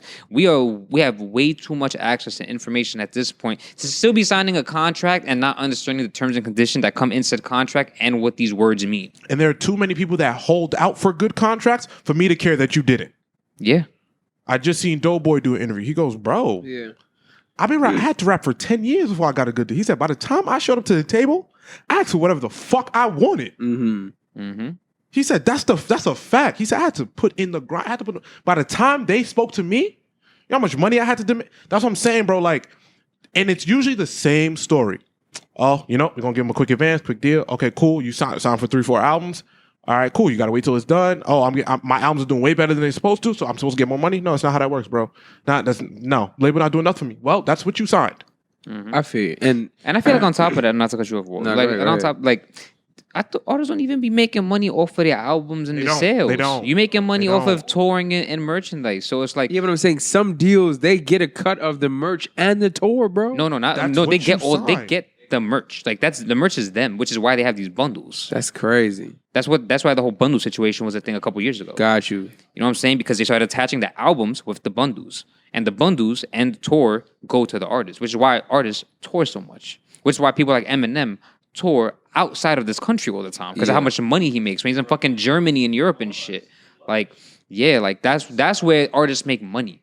Artists don't make the money off of their album sales. What their album sales do is just make their name a household name and it boosts their brand. So they're worth more. But at the end of the day, you're supposed to believe in yourself enough to know that once you come out with 4 more albums, you're supposed to be on another level. Yeah, but niggas don't believe in themselves. And that was my point. And first, for context, she signed this deal back in 2019. Context, bro. No, fair. And there's more than there's That more. was 3 years ago. That's Yeah. crazy. Yes, and there's more. Didn't she win Grammys already too? There's Has she more. Didn't she with that song with Beyonce? Yes. There's resources everywhere, and just telling an artist who's in a bad deal, man, you should have known better because there's information out there. It's like telling a nigga in the hood, like, yo, bro, you don't have to sell crack because the internet's there. Walter, Like, what on It's not God's you. green It's earth? not no, you. I'm just saying, like, that is the craziest thing you've ever said. On how? this podcast. Please give me context. First of all, it's not you should have known because better. It's supposed just because the information is there doesn't mean that doesn't mean that I know. Like, There's difference between being forced to grow up somewhere as opposed to clicking a button and knowing that I shouldn't sign this. yes, but I'm saying yes. So that I is agree. number one. That's I completely agree. different. I Number two, agree. hold on. and Number you get a two, lawyer when you and sign the number two, contract. and Meg wasn't broke when she signed her deal because most of these artists that signed the deal are not broke. So yes, you can have a lawyer to sign. You have a lawyer. Number one. Number two, I think that Yeah. whatever Meg's situation is currently Okay. isn't putting her in a way where she can't survive. And when I say that, when you're speaking on people coming from a certain area and a certain environment, they're doing that to feed themselves every day. Okay. Meg isn't broke or poor or struggling. So you know what? Yes, if you look, just like I use the NBA context, a rookie making $1 million deal, no, he cannot go do with fucking he can't go hang with the veterans. But once your contract is done, yes, you renegotiate and go get your bag. But no, you signed a bad fucking deal, and there's more than enough information to do that. And not only you had to get yourself to that position to, I'm sure there wasn't one label coming at Meg Bro, signing a deal in 2019 as a music artist. and being upset in 2022, that's insane, bro. Like I said, I That's do not know the insane. details of Megan Thee Stallion's deal. Nor do I. But Nor what does God, but what I do know is that you have Megan- access to information. and Meg was she was a full-time college student at a Bro, 4-year private college. she was like a- niggas she's not, a- niggas she's not a- gonna pretend Meg was out here eating scraps. Yeah, nah. And I'm telling you, yeah, that's facts. I'm not bro, niggas not about to trick me into that. She's a very intelligent individual, Yeah, no, she's which is crazy. hella smart. Yeah. It just sounds like you signed a bad contract and you're I upset. feel you. And like no one forced you to put that name on that dotted line. You know what I'm saying? Like And Meg had a big buzz when she signed. Let's not forget that. where So- she was freestyling all over Houston. Meg was viral 4 or 5 times before she signed Yeah. anything. So my thing is, listen, you know what it sounds like to me? Meg was a young college student who decided, hey, there's some quick money in front of my face. I'm going to take this quick money. But I didn't read my contract. Mhm. That's what it sounds like. A young lady who's very talented did not read her contract. It's not the same thing as somebody struggling from where they come from. I do not think that's the same thing. Gosh, okay. Yeah, she was a young college student not reading their contract is that's just what it is. Yeah. No one forced Megan to do anything, You see, like, not even to compare. especially if the other shit is true. Yeah, like not even to compare, but like I feel more bad for like Meek in this situation because Meek signed his contract that long ago compared to 2019. It's not like Meek is going through his contractual issues he's having now, which he should still like to a degree have known better because it wasn't fucking 2003 like I said. But bro, Meek signed in 2019. That was 3 years ago. We just hit 2022 just now. Like that's crazy. Meg was hot already. That's crazy. Yeah, But- no. In this context, doing the research here, it says that she got a $10,000 advance for the first deal, The fuck are you taking that? Ugh. and the You're out of your label fucking mind. facilitated a 60-40 split of her earnings between the label and Meg. Nah, she got robbed, dog. Robbed. But like That's crazy. But she walked would- into the robbery. Bro, today, I'll just for context, if I go get a job and somebody says, "Oh, I'm gonna give you," because let's say I'm not rapping, they say, "Yo, it's like 4,000 or something," I'm like, "Oh, ugh, what? Ugh, yuck." Bro, as a rapper, what are you doing? As a rapper in today's day and age, what are you doing with a $10,000 advance? That can't even get you fucking a nice piece of jewelry, first of all. yes, In today's day and age. but I'm saying something that we have been preaching from the beginning is know your worth. And luckily, as a podcast, we know our worth. But that doesn't just come from nowhere. That comes from either people around us observing it. Like if someone doesn't know their worth, like you don't sympathize with them a little bit? Like I think that she doesn't think she's I'm worth saying more than $10,000? back in 2018 when she signed, and we were broke as fucking college. Like we came from a middle class neighborhood. Yeah. Some of us like our parents had bread, but when we were in college, we were scrapping to get to parties, scrapping for liquor, like scrapping for food. If someone comes to you for $10K and you have minimal money. That wasn't her experience though. But bro, she was a college student, bro. You've been in college, bro. You're broke as fucking college, bro. I don't care who you are. If your parents aren't giving you money, you are poor. You're eating shitty ass school food. You don't have money for your bills, and someone comes to you $10,000, and all you have is hella likes on IG and hella Twitter retweets, like saying, "Yo, with this guidance, like."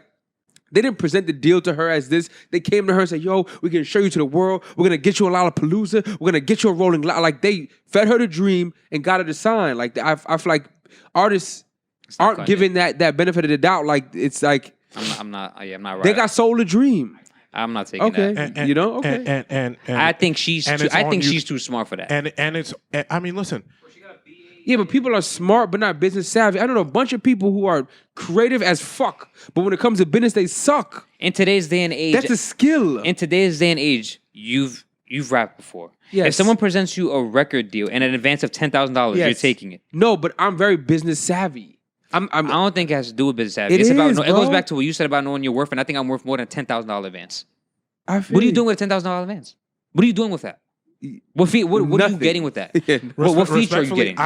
Respectfully, I don't come from a $10,000 $10,000 home, so I'm not going to act like it neither. Like respectfully, and that's what does that mean? What does that mean? My mom would laugh at $10,000 too. Oh, okay. Yeah, so yeah, I'm not going to pretend like I'm once again like that's not cutting it. Yeah, like bro, if let's say if something happened in my home tomorrow for $10,000, every single one of my parents can find $10,000. So I'm not going to pretend just because I'm 20 years old that $10,000 is a lot of money. It's not. Yeah, like that's even, not. Even that's not it. No, hold on. But even in the streets, in this day and age, even in the street, which is what I'm saying. In this day and age, even knowledge from the street and the known people from the street, $10,000 is dog food. Nah, you bugging. What bugging who? Bro, $10,000 can in the street. What? Where? It's how much? Where? No, I'm talking about to families, bro. No, wait. The average median salary is $45,000. 10 bands. But like I said, I'm it's 4 months of your life. If you're working every day slaving. Once again, I'm speaking to what I come from. Yes. I said, yo, today, somebody in my family, if everybody, me, my mom, my stepfather, if somebody needs $10,000, somebody could find $10,000 in a house. Correct? But now, that's why I said, let's take it to the street. Let's say she comes from the streets. If I was in the street, I could find $10,000. If Megan is a full-time college student, somebody is going to be like, maybe, even if they don't have $10,000, Meg, I don't think you should sell four 10-song projects for $10,000. Okay. I think you're thinking of it as an artist as opposed to like the human brain. Mm-hmm. Like if tuition's $40,000, if tuition's $40,000 a year, so you're taking 10 bands, let's say from tuition money to go rap for some nigga you don't know. Because I don't get the logic's not adding up. That's why I said we support artists, but we don't support someone who signed a bad deal on their own. Because people do sign bad deals. No, even that I'll even push back on. I support anybody trying to get out of a bad contract. That I am all for. No contract should be that ironclad. But I'm also saying that before you sign anything, please protect yourself. That's all I'm saying. Yes. The problem with me in this is reading comprehension. We talking about research, we talking about the internet. That's reading comprehension. No, bro, it's not. It's not reading, bro. Have you ever looked at a contract without the lawyer's expertise? You don't know what this shit says. It's your job to get a lawyer's expertise. No, but I know that. But I'm not talking about. Could you, as a 19-year-old? No, see, you're not. I'm not talking about my reading comprehension. I'm talking about somebody's reading comprehension. Yeah, but I'm saying as a 19-year-old or 20-year-old college student, if you don't have the luxury of parents who can pull money for you, how are you spending? Listen. How are you affording a lawyer if you're a 19-year-old college student? Then if you cannot afford your own means to buy somebody to look over your contract, you should not be signing one. Like, what are we talking about? If I cannot afford to do something of that magnitude, I should not be doing it. And that's the entire point. You have to have something to bring to the table. You should not need somebody to front you the money to sign that type of deal. Simple. And on top of that, rest in peace to her mom. Wasn't her mom her manager? Her mom was her manager. Yeah. Yes. So like, if she didn't have a lawyer, shouldn't she have presented that contract to her mom's? I don't know what happened there. No, I'm saying, but like, if you don't have a lawyer and if you're 19 years old and you probably don't have the best reading comprehension, you would give this contract to an older individual who's probably, you know what I'm saying? Like, no, I don't think it costs that much money to get a lawyer to look over one contract. Oh, and it doesn't. It does not. I don't think so. I pulling it up. The average salary for a certified lawyer is between $200 and $485 per hour. Okay. And that's going to be at least 10 hours. As me, like at 20 years old, 10 bands was a lot of money. To me, it's not. But and I know, bro, I'm just saying.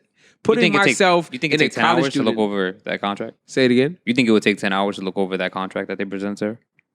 A contract from a major label? I have no idea. But I know it's not going to be 2 hours or 3 hours. This is and even if it is, the lawyer's going to tax you the bread because everybody finessing everybody. So your suggestion is sign it? No, I can sympathize and empathize when people get in bad deals because people can sell you the dream.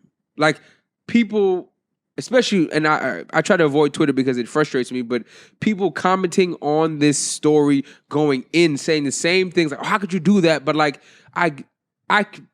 this is my opinion, but I would say more than 75% of people, if you're a creative and someone came to you and said, yo, I can make your dreams come true, but I'm going to take half of your money, everyone's saying, no, I would never do that. The deals are horrible. Look, I would say 3/4 of them are taking that deal because they don't want to put the work in. Agree. And if someone come to you and said, bro, you're a podcaster, you're a painter, you're a photographer, I can get you next to A$AP Ferg, A$AP Rock, I can get you in those rooms, but I'm taking half your money, I think the vast majority is signing that deal. So when people get on the internet and talk that, I'm like, yo, bro, I don't believe that shit, bro. Like, okay, so I just sympathize and empathize when these creative people. Well, what do you sympathize with? Sorry, what are you sympathizing with? That she was taken advantage of. But that's what I'm saying. But you just told. Go ahead. At what point do you hold the person accountable? There's accountability for the artist. I'm asking at what point do you hold the person accountable? No. I mean, she signed a bad deal at the end of the day, but I'm like, there's two sides to the coin. Like, of course there is. You can be sold the dream, and I think in this case, labels swoop in here, they come on private jets, they take you on private jets, they take you to expensive dinners, they promise you all these things to get you to sign. That's their job, yes. Which is why I asked you, at what point do you hold her accountable? At what point? So is your suggestion is anytime somebody sells you a dream, sign it? No, my suggestion is the same as yours, is to read the contract and only sign good deals. But I'm saying like, no, even the second part you're saying, not only sign good deals because shit happens. Okay. No one is saying shit doesn't happen. Okay. But you're not at all acknowledging that, yo, bro, someone has to find a way to protect themselves. You're speaking as if everyone who's ever had to sign something in their entire life with a little bit of money is helpless. That's not how it goes, and that's not how it happens. So you have not also provided a solution. You're just saying, yo, even your Twitter example, yo, most niggas will just take 10 bands because they don't want to do the work. Yeah. Hear you. Cool, that's fine. But there is a reason why there is a separation that people, that there are plenty of people that don't sign bad deals. There are plenty of poor people that don't sign bad deals. Yeah. There are plenty of people, independent artists who held out and stayed broke a little bit longer that did not sign the bad deal. So that is where I think we're coming from. There are plenty of people that did not do it. So I'm holding you to that standard because you're super talented. You are still rich. Let's not get it fucked up neither. It's not like Megan Thee Stallion's fucking broke and all that. That's what we're saying. Yeah, so my thing to you is like, bro, when you speak on that, I would like you to be more solution based. Oh yeah, very, very easy. So hold on. So my thing is the whole time you said anything, you have not said how you cannot sign a bad deal. Oh yeah, I the entire time you have not. So you telling me, yo, well, people can take advantage. They take you out, bro. If that's how easily susceptible you are to influence, that's still a you thing. Okay, like a nigga can't come take me on and be like, yo, bro, no. Like, you got to understand, like, we have to hold people to higher standards. It can't just be take you out, show you a good time, and sign whatever. That's my issue with a lot of this creative shit. Yo, hold yourself to. I know it's hard if you have nothing to turn down 10 bands. But a lot of the greats have done it.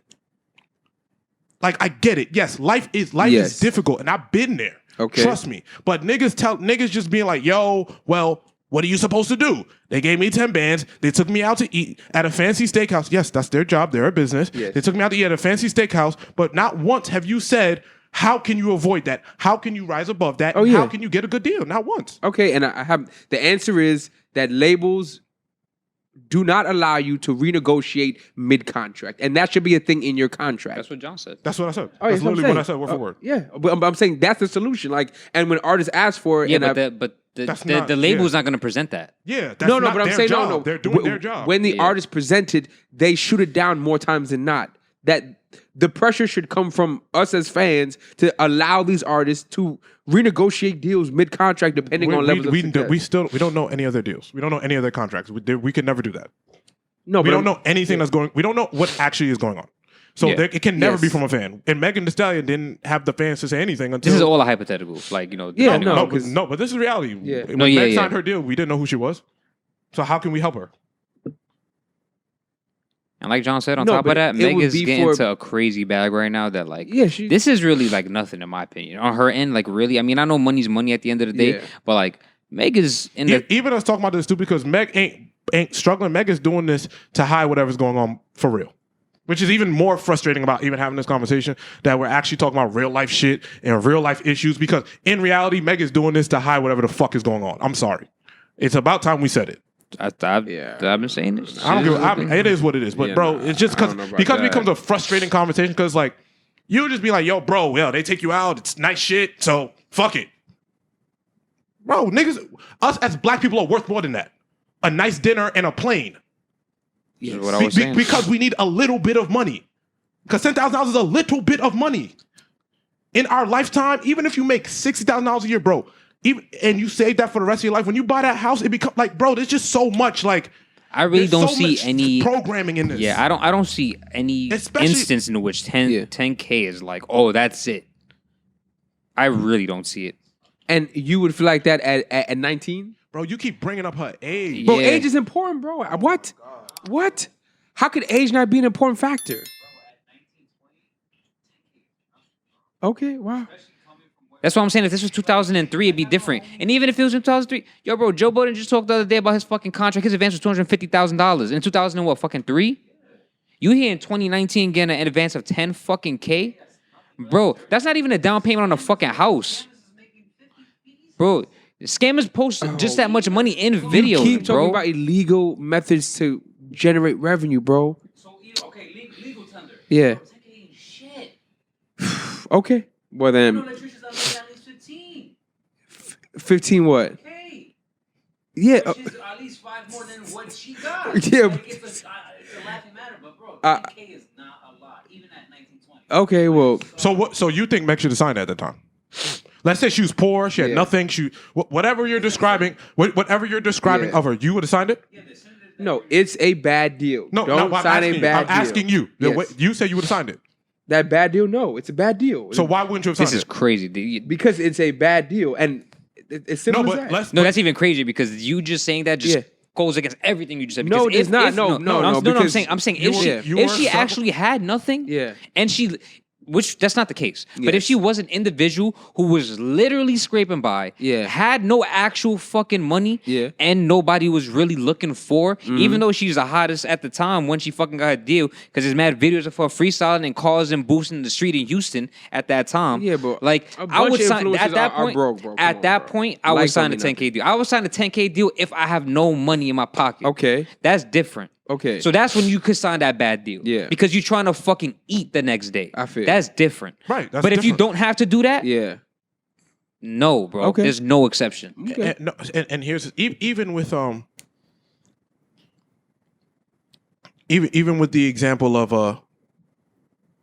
a broke college student. Mm-hmm. A broke college student, right? Because that's what we were talking about. Yeah. So you as a broke college student, me as a broke college student, you would go, you would leave campus, jump on a plane, they give you 10K, you'd say yes. at that point in my life, that's a strong possibility. Okay. At this point, with the knowledge and the resources, I'm almost 30. But at 19, that I would heavily consider that deal. You're worried about how old she is. We're talking about the year it is. Yeah, I was about to say that was 3 years ago. Yeah, but Like you keep you're acting like information doesn't transfer. In 2003, what a house cost is not what it costs in 2019. So yes, you have to have more money. Like all knowledge transfers. So $10,000 in 2003 is not $10,000 in 2019. So I think we graduated college in 2015. Yeah. So let's say I think even in 2014 you knew what $10,000 how little $10,000 was. If I'm correct. No, incorrect. No, didn't know. At least for me, $10,000 seems like a large sum of money. Until I held $10,000 in my hand. No, bro. She wasn't even 19 when she signed that deal. I know niggas just kept saying that. I don't know why. That was she was a college student. I don't care. She wasn't 19. Okay, she was 20. No, she wasn't 20. She was 24. In college? She was 23, 24. She's 20. She just turned 27. Okay. She signed this deal in 2018, 4 years ago. Yeah, so she was 23. 20. Yeah. Let's say 23. A college student. Yo, what are you doing? Like, what are you doing? Okay. Like, what are you doing? Like that is 4 years off of what your original point was, which I already don't agree with. Yeah. And now you're 4 years older at 23. Okay. The age don't matter. It's the year, like he just said. It's 2019. It's 2018. Okay. Bro, that's insane, dog. That's insane. That it's scary to have that type of conversation sometimes because like if you're saying in your not you but in a general sense if to these artists $10,000 in the transition 10 years as to the value of it, that's something that needs more education. If you think if you think $10,000 in 2015 to 2019 is the same amount of money. It's not. I feel you. And then just counter question because this is it's a good conversation. Do you think currently, right now in 2022, there are more artists signed in good deals or bad deals? Bad deals, 100%. Bad deals, 100%. Okay, 110%. And what do you think is the reason for that? I can't even think of honestly an instance of what is it because artists in good deals, it's like a pin in like a haystack. Because whenever we do see a good deal, there's always attention and praise to it, which makes it seem like that's the norm. What would you consider a good deal? Because I just want to know. Because I don't know. I don't even know what a good deal honestly looks like. Because we don't know these contracts for real. Like behind closed doors. What do you consider like a good deal? Like someone who's making money. What do you think a good deal is? I mean, this is very vague, and if y'all want a more detailed description, but just something that matches your worth. Like what you value yourself is what the person is signing you and paying you for. And if that is what you deem as a good deal, none of these niggas are getting that deal. Okay. Unfortunately.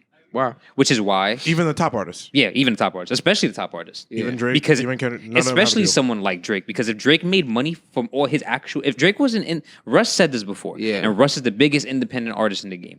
And Russ is someone who's playing it right. I mean, Russ is the golden standard of artists. Yeah, like he is the golden standard of independent artists and actually getting what you're worth. Okay. That's what he actually is. He's like the anomaly. You know what I'm saying? And he even said that if Drake was ever to become an independent artist outside of once he finishes his contract, he'd be so fucking rich. It's insane how rich that man would be. And it's unfortunate that maybe we don't know Drake's contract. We don't know what someone of that magnitude's contracts are, like why they feel the need to still be tied into those. We know he's been robbed. Yeah. But if according to the standards, we know he's been robbed. Yeah. And he's the richest. But once again, this is also my issue. Mm-hmm. It's easy for us to see a number like 10K and she's being robbed. Mm-hmm. All these niggas is being robbed. No matter what the number is, it's because of the time we're in. Which is why I said, according to you, I don't think there would be any good deal. I don't think any of you got a good deal. Wow. If this was 1990s, whatever, 10,000 would have been a shit ton of money, and I get it, hear you. But I'm talking about the time period we're in to sign for that amount of money is irresponsible.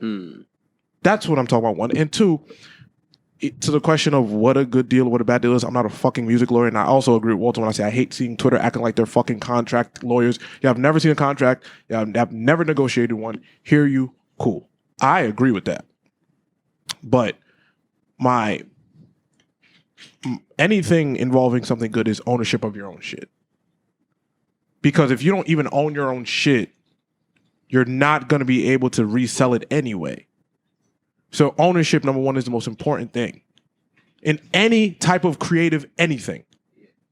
You have to own it. If you don't own the shit, bro, like if you sell everything you work for a couple of dollars, you didn't care. And the first thing these contracts are going to make sure you don't do is own your shit. That's the first thing. That's going to be the first goal. And, maybe you could get around it depending on how kind of artist you are. But like, if you decide to give your shit away for a couple of years, deal with it. Yeah, you signed up for it. Like, if you do, I'm going to get a label ownership for 3 years, deal with it. It's not yours. But understand what that involves and what that includes.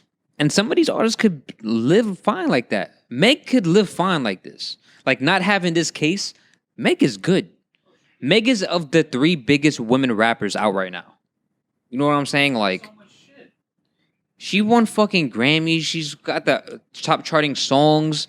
She was the next big girl behind Cardi. I'm also a belief on like, you should get what's yours. So if she feels like she deserves more, which is why I said I don't know how much like that money is worth that she's fighting for. Listen, I'm sure she deserves 20 times more than what she's got. I know that. I know her contract's bad. A bad contract is a bad contract, and I don't necessarily believe in bad contracts. What I do believe is responsibility, and what I do believe in is holding out. I'm sorry, I do. I believe in holding out until you get what you deserve. I'm sorry, you might have to struggle a couple extra months. Yes, it might take an extra year. Which is why I already knew your stance on this conversation. But that be the problem because niggas aren't willing to do it, and like you complain when you're not, because the niggas that are willing to do it become who they become. Like Russ. And then you niggas hate on them. Yep. Oh well, no, nigga, I just waited. I was broker than you for 2 years, but I waited. Sorry, nigga. Mm-hmm. Yes, you had $10,000 that 1 month, but guess what? I waited 3 years and got 125. Niggas are not willing to wait. There's no patience in creativity. That's the issue. Yep. No patience and innovation. And I don't and I think, like I said, in terms of what I said about Meg before, I really do think that Meg is a little worried about what's gonna happen when the dust settles. So yeah, she might want her money now. When the dust settles, it's like, oh shit. Because I don't know what's coming. The coming, what the fan base is going to look like, what the deals are if she's already losing deals. And these people that she's cool with in the industry. If her main source of income is going to be her catalog, damn right I want my shit back. If my main source of income is now about to be this catalog, yeah, I need it. I need that. Yep. But don't sell, bro, do not sell ownership until you are 100% sure. Because don't get me wrong, niggas need to, some of y'all shit is ass, so give it up once you get the deal. Please. All you niggas, sometimes y'all need to take it. Yeah. But do not give up ownership of your shit until you are 100% sure. Yeah. That is maybe the main definition of a good or bad deal is if you get to keep your masters. Because even if you sign like Meg to a bad deal, but you own your masters, you're fine in the long term if you blow up. But if you sign a bad deal and you give away your masters, so to John's point, I think ownership is the deciding factor in a good and bad deal. Even fuck the masters, because a lot of niggas don't even know what that fucking means, right? Fuck the masters. I'm sure does she own the hottie term? Does she own that? Because they putting that all on t-shirts, making 100. Like, you know what I'm saying? Like, you have to, like, it's things you got to think about. Yep. You know what I'm saying? You can't own her performing, so she's gonna go get the bag. But is there a clause where you got to cut them a performance fee? Like, what's going on? Bro, if I was like a famous artist, bro, I got a contract. The amount of merch I would be making while I'm on tour. Yo, bro, Russ drops a clothing line every time he put a song out. He put a song out once a fucking week. And he sees all that bread. No, but that's crazy. But artists don't have work ethic like that. Bro, that's so crazy. Artists don't have the work ethic of Russ. And that's why I don't understand certain people. It's like, yo, bro, you watch what I did. You watch how long it took me. You watch how much work I put in. But you're going to do the opposite and then be mad that it didn't work out. Because it's the easier way out. Really? You're going to do 6 easy things. And they all don't work out. You blame the situation. You blame the predicament.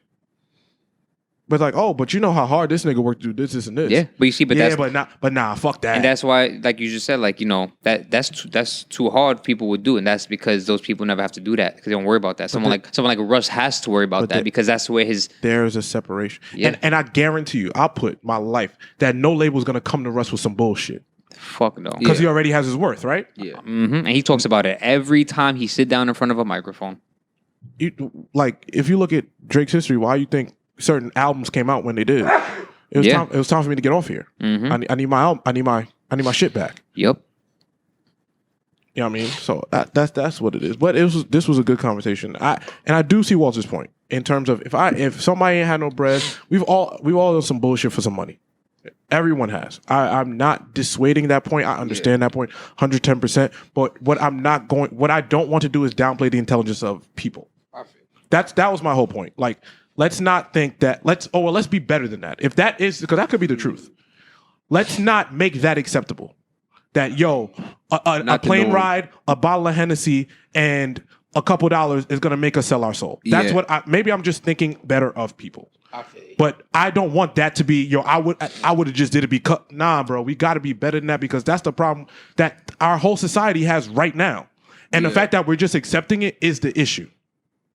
That we're like, yo, bro. Well, you know, sometimes we got to be hard on people. Sometimes you got to be hard on people, bro. You can't sweeten everything. Yeah. Everybody trying to say something sweet and nice, bro.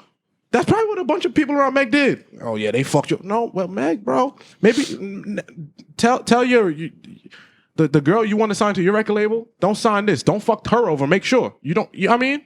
Mm-hmm. That be the issue, bro. Like we don't hold each other accountable enough. Hey, we know a little bit better now. You know what I mean? Shout out to the See the Thing Is podcast. They left the Joe Budden Network. They just signed a multi-million-dollar deal because they knew they fucking work. That's hard. You know what I'm saying? Only way. I mean, you know what I mean? Shout out to Bridget Mandy. But yeah, like you see things like that and it's like, oh shit. Like they held out a little bit. Yeah. They sat in the right meetings. They ain't just take anything. All right, cool. Right person, talk the right numbers. Let's do it. Like that's just what it is, bro. Like sometimes you gotta struggle a little bit. Sometimes shit gonna be hard, and you gotta. I don't know. That's just. Yeah. Bro, I've done it in contract negotiations with in my career. It's like, bro, I'm not taking this. I'm gonna wait. I'm gonna take the short right now because I know this is a big opportunity right here, and I know I'm gonna get this over here. And you hear a lot of those stories because those are the people who eat a lot in the long run. And now I tell you, ain't a damn thing. The next. If there is a next company could be listening, but if there's ever a next, you know how correct you have to come to even speak to me. Yeah. After all I've accomplished, like nah, I will sit here until this is right. Feel you, appreciate that. All right, that was a great segment. We hear, and yeah, at the end of the day, you're right. Take the research to. One, know your worth, and then take the research to make sure you're getting your worth. But you're right, that's the moral of the story. Word. And we hear into life cycle questions. I got a question. I've been dying to ask y'all this entire week. I wanted to start the podcast with it, but Joe got a little excited with his astrology for his Virgo hole. I want to know Dro's astrology girlfriend. Yeah, no, she's definitely a girlfriend. And and I know she made up an astrology sign. That's crazy. She's a Lyris. A Lyris. Feel you, bro. It's the brujeria. You don't like Eric, take it one more time. into account? The couch is gonna start floating. I feel you. All right. Well, yeah. All right. It's like a raps now? I am who I am. Okay, nigga. Ooh. Oh, man. What was your question, Walter? Oh, yeah, the question. I'm going to paint the picture. Got to paint the picture. Shit. I do, bro. I do. Play one of your sound bites every time you say that. Yeah, word. Like, we got to find one. That's the one that you want us synonymous with your paint the picture. Oh, man. So, you had a long day at work. You feel me? Come back to the crib. All alone. It's like a Thursday. You're shorty out. at a photo shoot or a party with her friends. You decide that you want to beat your dick. So you go on your phone, go on the XXXY videos dot whatever. You feel me? You're in the mood for some amateur porn. So you type in Spring Break 20. I want you to notice that question is real specific, and I'm kind of getting worried. Spring Break. Please don't use Spring Break. We're too old. I'm just saying. You type in Freak Nick. Yeah. Like 2006, right? Still This my question is mad specific. I'm just saying, Go ahead. and you're watching the video, and you see a girl in the video doing some either flashing her titties. She's at Freak Nick, like somebody's out here dogging her out in the sand. Would you bring that up to your girl, or you act like you didn't see it? You said flashing the titties thing, and I was like, maybe that could slide. This shit old. Let's be very specific. You see someone in the back sucking on your girl's titties for the video, or she like flashes her titties, and then some dude sucking her titties in the video, like one of those girls going wild videos, and it's your girl, and you see her. I started telling her about ownership while you on that video.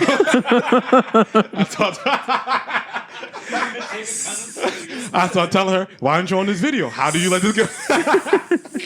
Why didn't you take this video? Why do you not own it? Because you could have monetized this. 29 and only. See? 2022, you make that shit an NFT. No, that's porn, Derek. That's porn. It's an NFT. No, that's not what an NFT is. Porn. Okay. Nah, So the question is, are you gonna bring it up to your girl, or are you gonna act like you didn't see I it? 100% would bring it up. Would I make it an issue? I don't know. Depends what the fuck it is you see. What you bring it up doesn't sound like something that's worth making an issue, but it definitely just got a question like, what the fuck is this? Like, how did you end up in this situation? Because I take advice off of what he said. Okay. I don't care what happened, what you did in your past. Okay. Yeah, I know. Started with me, whatever. But I would just want to be like, so what? Like, what made you want to do that in that moment? And you also said dogging out in the sand, so I don't know. Like, you said dogging out in the sand, then you got to see how many views that video got. That's what I'm saying. Then views. it's crazy. That's different. But then, what if she responds back with? you just Like, what if she just started dodging what the do you question? mean what I bro? mean? I just show you. Like, I just showed you getting dogged out in the sand. Okay. In Cancun. Okay. Like, listen, if it isn't nothing that's super crazy, like if some sucking titty shit, flashing titty shit, I don't think it's really. You just gotta ask, like, how'd you end up in this situation? Like, I'm just curious myself, Okay. genuinely. But if you hear getting gangbanged in Cancun in the sand, that's a whole nother different conversation. The video got 500,000 views. Like, we gotta like talk. You know what I mean? Oh, the interview dude, right?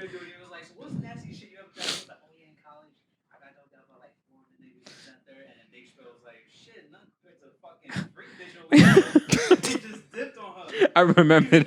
Yeah, I get it. Ain't no way you about to smile and say that's what happened to you. Like, nah, no way. No, sir. I always say, like, most women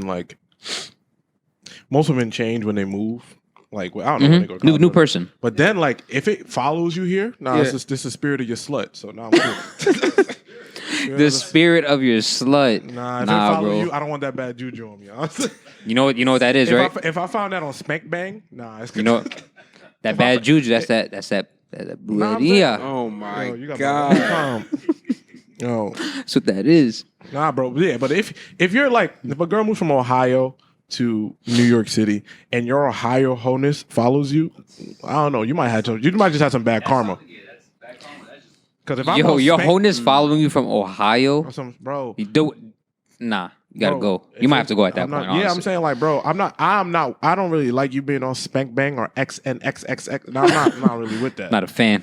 That's a lot. You feel me? That's why you gotta check the views. Okay, You gotta that's check the a view lot. count.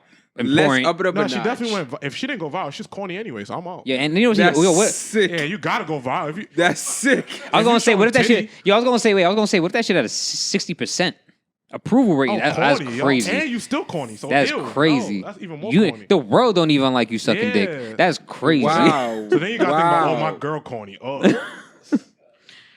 I miss 60%. Okay, so I miss 60% Loser. approval. and now I'm a loser. Now it look like I accept 60%. Yeah. Nah. And my dick weak. Yeah. Oh shit. that's sick. All right. We got to reassess some things at Okay, that so point. For sure. What if it's a step further? You see a video. It's further than that? You see a video of like her engaging in sexual activity. Like it's amateur porn. Oh, I'm talking gangbang shit already. I ain't talking about no flash and titty shit. Yeah, I'm talking about. Nah, I'm talking from the level of like you getting dogged out Yeah. on the internet in the sand. That's what I'm saying. Yeah, that's the point I've been talking from since the beginning of the conversation. So you would not make that a thing? No, I would. Oh, okay. As you're out of here. You're done. Really?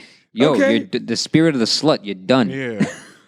The blue. Don't worry about it, sweetheart. Yes, I mean that's how I'm responding back. Like, it's You know what I learned every episode? You know what I learned every episode? Well, Yeah. Like I'm learning like a lot more about you, and like you real confusing individual. No, I am. Oh, for I am. sure. Oh no, I Bro, can the be nigga very changes every day. contradictory. Yes, You yes. like a real like anomaly. You know what I'm saying? No, like, it is because nothing's black and white. No, not it is. You are. No, I understand that. Yes, So you letting that rock. nothing is one way or another. So you're shorty out having a good time. You know, you at your crib, you want to spank your shit, and you go on It's Spank Bang 10 years XNX or whatever ago. the fuck, and you see your shorty getting dogged out by 10 four. years ago? No, I didn't say 10 years ago. You said 10 years ago. Okay, whatever. I said 4 years ago or 3 years ago. 4 years ago. Let's use 10 as an example. Yeah. Go ahead. 10 years. Because that's First of all, that's a felony then. That's on the internet. no, Derek. Okay, we're Derek. 30. Okay, we're 30. so That's not a felony for us. so Oh. 5 We are years 30 ago, years old. Okay. 6 years ago, whatever. Y'all 30, y'all old. Yeah, we're 30. Y'all old. It's cool for us for that to be 10 years ago. Y'all old. Yeah, you barely making a cut. Nigga. But yes, Yeah, So 5 years, 10 years ago. cool, whatever. 5 to 7 10 years ago. 5 to Whatever in, keeps us in out of between jail. whatever. Yeah, whatever keeps you out of 2007. jail. Right? And you see her on Spank Bang getting dogged about 5 dudes in the sand, and you dead. Dick out. It's like this on your phone. Yeah. Wow. You, I just ruined my girl. what? You first of all, you don't say that to yourself. That's disgusting. Yeah, but That's what if the homie stumble upon it? Oh no, you definitely done. You definitely done. Like now, yeah. What if John sees it and you don't, and he tells you? Okay, but like, no, okay, but then- like John sees it though. Like he sees your Yeah. girl getting dogged out by 5 Like niggas. I'm about to spank my shit. Find your girl. Yeah. Okay, first of all, Yeah, that's stop saying spank your shit, bro. You said this in a white way. I don't like no, bro. You was about to spank your said shit. masturbate. Yeah, Okay. like what the fuck? Yeah, Okay, Jeff. yeah, like I'm good with like, yeah, nah, I don't need that shit. Like no. Nigga was about to spank his shit. You know, he was man. looking for the right video. Yeah. Oh shit, This is my man girl. This my man's girl getting dogged down the sand Okay. in Cancun. Imagine that private conversation. Yo, bro, I'm not gonna front. I got some bad news. Your girl on Spank Bang going crazy. And I think that's an in-person convo too. I don't even think you guys should over the phone. And she only got a 56%. So That's that shit crazy. kind of ass for real. So That's really crazy for your shorty to get. This is. Okay, Yeah, so I'm then good. you go to shorty and say, "Yo, I seen your I'm sex asking tape." you because you the one who said No, you I'm aware saying- with it. yeah, I'm cool. I'm I'm If done. I found I'm it, out. Yeah. To keep it a buck. Me and John said we out. You out, right, Joe? like, what if your pop? See? Why you freeze like that? We don't know. First of all, we know Joe's character. This nigga's in the brothel, so like, I mean, the bars are low. The bars in hell for him already. So Yeah, the bar's in hell for him bro, already. you also gotta understand, bro. If I could find it, that means like my pops could find. Like, yo, like First your of all- dad could be spanking this shit and then find your girl. Listen, The spirit of the slut. I understand what he said when he came What? to me, before me, whatever. You Yeah. Yeah, I believe. That don't apply here. You're like that don't apply here because So it's something like this. Like this. it's coming into present day. Yeah. From Ohio. Imagine your uncle going to spank his shit and he find your girl. But then he don't even tell you. He just That's spanking even shit to your worse. girl. Nigga don't even tell you like he just going crazy. So then every time he sees her at the family reunion, I guess I'm just keeping it a buck. If I found it, No. John okay, found okay, it. someone else found I'm asking it. you. I'm Yes, telling yes. you. That's Wait, what the- you doing if John finds it and presents it to you? That's the Now line. what? That's the line in the sand. What are you gonna If do? Someone else found it, then I have. But what are you gonna do I though? don't know. Don't raise your voice like that. Don't. First of all, don't. First of all, don't use that octave. yeah, I don't like how this nigga Don't speaking use. to me. For Don't real. use that octave in this conversation. I don't like that shit at That's all. a good question. Yeah, I mean, Don't say that's a good question to rub your chin hairs. I'm thinking, bro. That's a good Like I question. said, anything my girl ever did before me, I could not care less. It really has nothing to do. But once it starts to affect our present day, Yeah, like that's coming into that's present day. different. Okay. This is now gonna affect my day to day if my Okay. cousin's spanking this shit to you. That's Yeah, really but crazy. her name's not attached to it. It's a random ass spring break video. So? Once one family member sees it, the whole family gonna know. My Yeah. brother's gonna know. He starts spanking. He this looking shit at to yeah, he looking for it now. Like Yeah, nah. okay. now it's a Spank-Circle. Nah, come on, bro. Come on, man. Not this Spank. Now, my girl got my family in a chokehold, and they can't go to work because they can't contract. All you do is spank this shit all day. Because my Come girl on, bro. looks good. Chill out. Getting Chill out. fucked that Chill spring out. break. Chill out. Yo, the Spank-Circle, nuts. Okay, well, the original question was, what if you find it? Not the entire half side of ball. What I mean, what if Well, you? if I could find it, like John said, I anyone see. could find it. Yeah, bro. They're showing up in the algorithms. If you have an OnlyFans, if you have an OnlyFans, bro, it's not, I'm cool with it. 'Cause it is what it is. But if you're easily accessible for free $99, nah, it's not. We got to find a way to take it down. But at a 60%. ownership, Okay. ownership of your porno. Yeah, nah, you're done. Ownership of. Stick a fork in it. Gotcha. You're done. Okay. Listen, I'll tell you, I guarantee Kim and Ray J, I wish they had ownership of that. They didn't sell that for that little bit of money. Shit. That little $1 million, they beat quadrillionaires off that shit by now, even though they're still billionaires. Yeah. That's, yeah. But like, think about, think about Ray J and Kim own that sex tape. Yep. Think about how much money they would have to offer them to give it up. Minimum $500 million. That's so crazy. Not true. Yep. 100%. Yeah. All right. Well, that's the theme of this episode is ownership. Whatever it is, Own your that shit. pornos. And don't let your family members spank that shit to your girl. Facts. Bro, come on, bro. Comes a Spank-Circle. We don't want that. That's the name of the episode. Spank-Circle. I'm okay with that. Come on, guys. I agree. That's crazy. It's captivating. I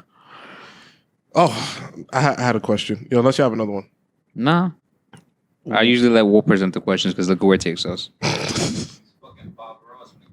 Yeah, we need to like really Pause, bro. We gotta figure this out. What you got in the tuck? No, I was thinking about this because I was talking to my lady. She was telling me about like what lowers stock to a, like, you know how we were talking about like we say how like, oh, if a woman has dated this type of dude. Why don't you have gibbets on your Crocs?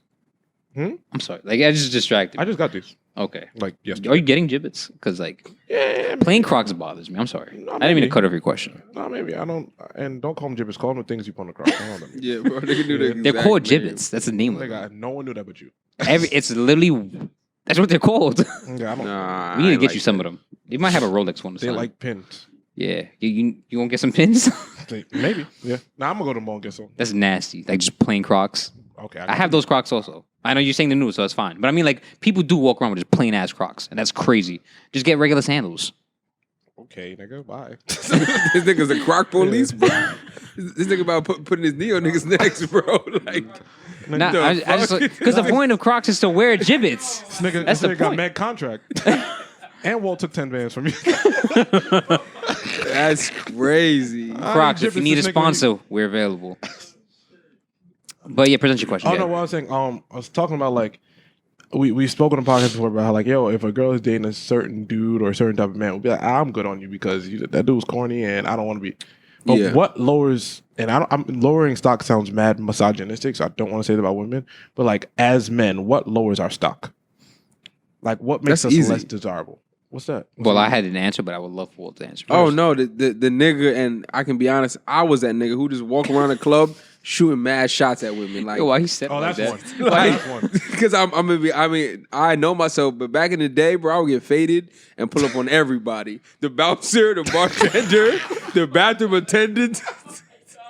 Nah, bro, I was shooting, bro, and then I'm not gonna lie, I've seen it firsthand. yeah, but I've grown from that, and I'm much more selective. But Facts. like, I'll be in the spot just asking everybody for their number. The Uber driver, I'm like, Yo, what's wrong? Niggas No, mad okay, open. that- pause, bro. Why are you telling me pause? You the one asking for their number. Nah, bro. Pause. But yeah, no, that definitely I think because it makes you too accessible. Like I was men gonna and say- women like things I that was are gonna not say, accessible. my answer, I feel like, is an umbrella, and what he says falls under it. I feel like the simple answer would be like behavior. Like behavior lowers could lower a man's stock depending on what that behavior is, such as doing something like that, which Yeah. falls under behavior. Yeah. Just like like a man trying to be with everybody, and as they say, having community dick. You know what I'm saying? Shit like that, like trying to be with every single person that you know, or just But does that? I can Not understand. at all. Yeah, right. I think you see where I'm getting. The talking to a bunch of girls in public, it makes you look mad thirsty, so girls aren't going to want to talk to you. That's like math. That's 1 + 1 = 2. Yeah. But like, if you're like a dude in private that has messed with a bunch of girls. Yeah. No, I don't mean in private. I mean publicly. Oh, okay, cool. Yeah, I mean publicly. Just like that No, situation is like kinda public. it's, okay, you know if what I I say it's an in the know thing, right? Like girls know that. Oh, he gets a lot of chicks. Yeah. But like that, girls kind of like that. No, I mean Well, like no. a dude who's like openly like thirsty type shit, like Oh, yeah, open, yeah. that, like that's what I'm saying, like along the lines of like what you said. Yeah. That's why. And I'm not gonna being a guy that always slides in girls' DMs is always like, ugh. Yeah, that's what I mean, shit You like slide in that. everybody's DMs. Mhm. So I'm just another one on the DM list. Mm-hmm. But like, I think- if, so I if think you're just behavior. like a sniper, That's different. You're like a golden child. If you're just like the secret sniper, Yeah, that's different. Oh Being my a sniper God. is different. Being a Like- sniper is 100% different. you don't got to do too much. The girl And people don't really know. the girls know about you. Not all. You know but what I'm they- saying? Yeah, they'd be like, oh, but like he don't. All act the guys normal. too. Like they don't. Not you're not known for that. You know Yeah. what I mean? But like everybody knows, oh, he's a sniper. Mm-hmm. But that raises your stock. I'm talking about what lowers your stock. Yeah, but Um, behavior. I think behavior is one. That could be like anything. Like I think the hard eyes lowers men's stock. I think the monkey emojis. What? The monkey emojis. Wait, is it the monkey? Yeah. Right? I Wait, see that. What I see emoji? that. What is that used for? I don't know. Men use it though, and Yeah, I men think use they it. look. Who They should do never do y'all that. follow? Yeah, What no. the f- People in I've society. never seen that. I don't know, bro. So on Instagram, you see men using them little monkey emojis. But what does that mean? That means you're not a I man. know. That's what that means. Yeah, bro. Yeah, I'll see a monkey, nigga. No. It's. Nah. I don't even know what it means, but I just know I don't. Like I want look at you less of a man if you do it. That's all I know. Yeah. I'm very disappointed in you, bro. Yep. Yeah, Every time I bro. see it. Every time I see it. Every time. Yeah, bro. I don't. Yeah. Like you really going into your keypad and putting the monkey like that with his eyes. Oh, that. Yeah. Oh, I thought you meant just a monkey sitting like this. That would be racist. That's what Gucci did. Like, Oh, no, one the where you cover your eyes. Yeah, don't like that. Yeah. Oh, no, yeah, that's you a yeah, slut. Yeah, that's what I'm saying. Yeah, Oh, like- I thought the monkey was just sitting there like this. No, not the regular monkey. Oh, I'm like, Not the regular animal. No, I was the, like, yo, the bro, face. What kind of racist shit's going on in the internet down Yeah, there? nah. Holy Nah, that's- shit. It's three of them. Oh, is the nigga that one? covers his eyes. Is that one? Is that one? Oh, another thing for sure. If you publicize your rejection to a woman, that like if Oh, no, that's a I winner. hate when niggas comment under a woman's No. picture like, oh, yo, why you posting but you ain't texting me back? Like, Oh, no, that's Oh, nasty. no. Oh, that's disgusting. Oh, I thought you meant like a dude playing victim, like, yo, girls just break my heart all day. that too. Oh, no. No, but what you said was like crazy. No, but I've seen that shit before. Like, yo, why you posting but you ain't fucking text me back? Oh, Like, that's, you- that's abuse. You gotta block them. You gotta block no, Yeah, no, I but- know that, but men do that. That's gross. I feel like nobody does. Because men handle it way worse.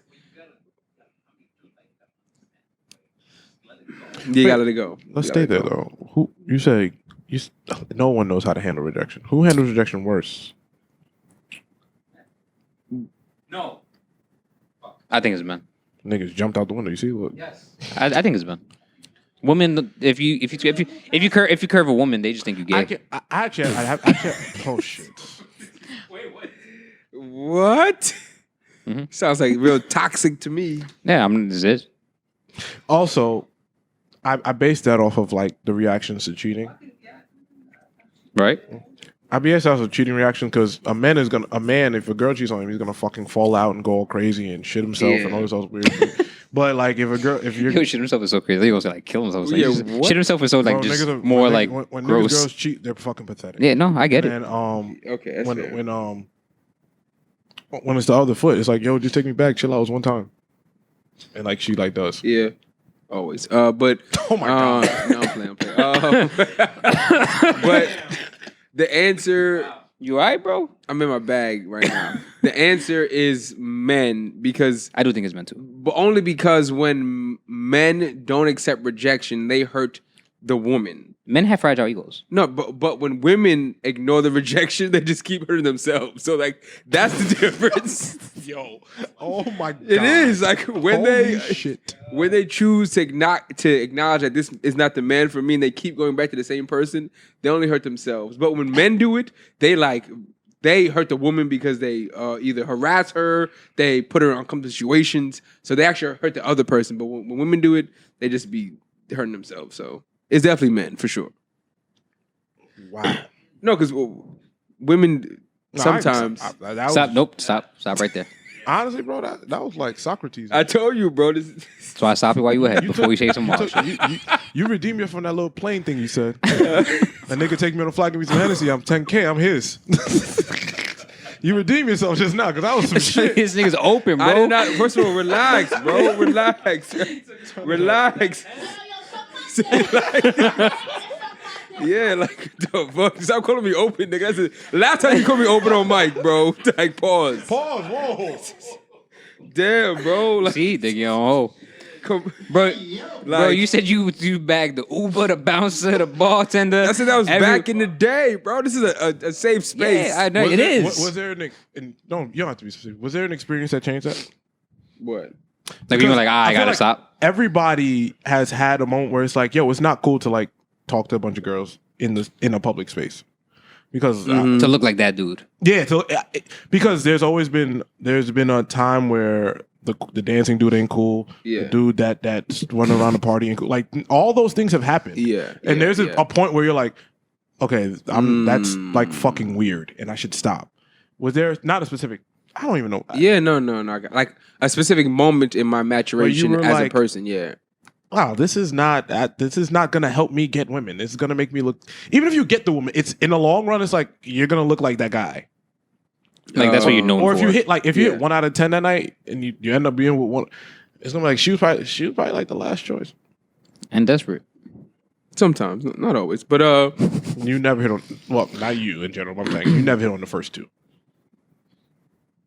be surprised. Because even if you do, you still going for the other. So it's like she ain't. That means she didn't hit she didn't hit the slots either. You didn't. So y'all just come at that night. Fuck it. You know, ain't two left. Fuck it. Fuck it. Why not? Might as well go. That's a good question. Okay, stop saying spank some shit, bro. Bro, you literally said like masturbate. No, I said beat your dick. Okay, That's worse, Jeffrey. yeah. I can't reach different demographics. No. We're trying to reach new audiences on the podcast. Not whoever that's supposed to reach. Yeah. The caucasity of this man. I guess one is when I started to be more mindful of my alcohol consumption. Because all of those shot nights where I was faded. I think as a friend group, and it was probably, I think it was John's call, but we moved from tequila to champagne. So that helped a lot. 100%. Because a lot of those nights when I was wilding, I was faded. Like, Champagne's the better option. no, it is. So that's part of it. But it's also just realizing what you're saying before, your point before, because y'all don't sympathize with artists, but knowing your worth. Like, maybe if I shot 8 shots that night, maybe 2 women were maybe on my caliber, and the other women were just accessible, and I was feeding my ego with their attention. So once I got to the point that I'm like, oh, I don't need your attention to party. Like, I'm not going out to party to bag women. I'm going out to have fun and connect with the homies. That was the flip that switched. But it just realizing, like, most of y'all women, I love y'all, I support y'all, respect y'all, but a lot of y'all iffy, you feel me? So, like, I think that was the point, like, you feel me? That is supporting artists knowing your worth. Yeah, it is knowing my worth, you feel me? Yeah. Good shit. Love that for you. Nah, there was one day I said, you know what, man? It's hard liquor. It's not it.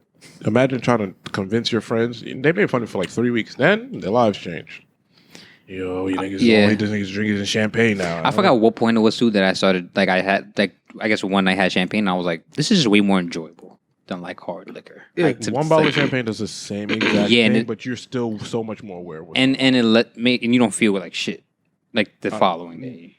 You know I what mean, if I drink a bottle of champagne now, I'm a little older now. I might feel like shit, but yes.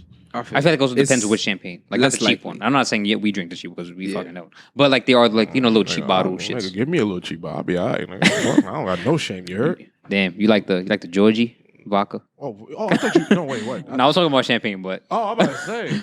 That's the cheapest alcohol I know. But the cheapest alcohol I know is Georgie. He just indirectly called you a slut, bro. Like, we know who that is here. Why the fuck is that even an bartender, option? hostess, bouncer? That was. So what did I say? If Snoop Dogg can rebrand, why can't I? As you should. Yep. So You Snoop Lion. What's the name of the song, Derek? No Guns Allowed, I think. Boys don't carry guns. Or just, It's something like that. Boys in the army. Was it? Yeah, it's a great song. Whatever. All right. You want to go into music? Oh yeah, we got another question.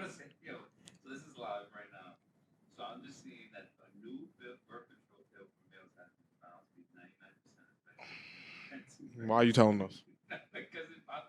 Send me the link. Yeah, I was gonna say I need that. I don't- Yeah, send me the link. Send me the link. What do you think about that? You heard what me and Walt just thought about it. Don't worry about it. Don't worry about it, sweetheart. Them niggas just gonna be soft as a shrimp. I tell you. Everyone's like, Yo, bro, these niggas didn't want to take a vaccine, but they're gonna take a just approved birth control pill to get so they don't have fucking. Yo, bro, these niggas are unbelievable. I've never seen I'm vaccinated. a world like this. I'm vaccinated. Bro, these niggas will take us. Yo, niggas heard birth control. this is exactly why. Yo, bro, niggas said birth control. Hear me. Niggas don't want to save lives. I'm vaccinated. Derek's vaccinated, so You just said the vaccine. Fuck that. Birth control. Send me the link to the birth control. You heard? Let me have that. Top of Equality. It's about time. Bro, niggas have Equal rights. keloids on their balls. at least I ain't got no kids. Women take. Don't know. Yo, come on. Women had mad forms of birth control. Now men get their first one. Now I'm supposed bro, to be. it's mad birth Equal control rights. shaming right now. Facts. Yeah, And- go ahead. On that fact, You said 99%.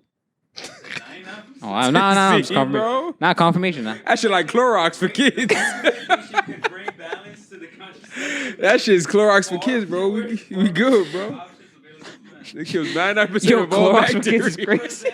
Presenting the findings at the spring meeting of the American Chemical Society on Wednesday. Scientists will announce the creation of a new non-hormonal male contraceptive.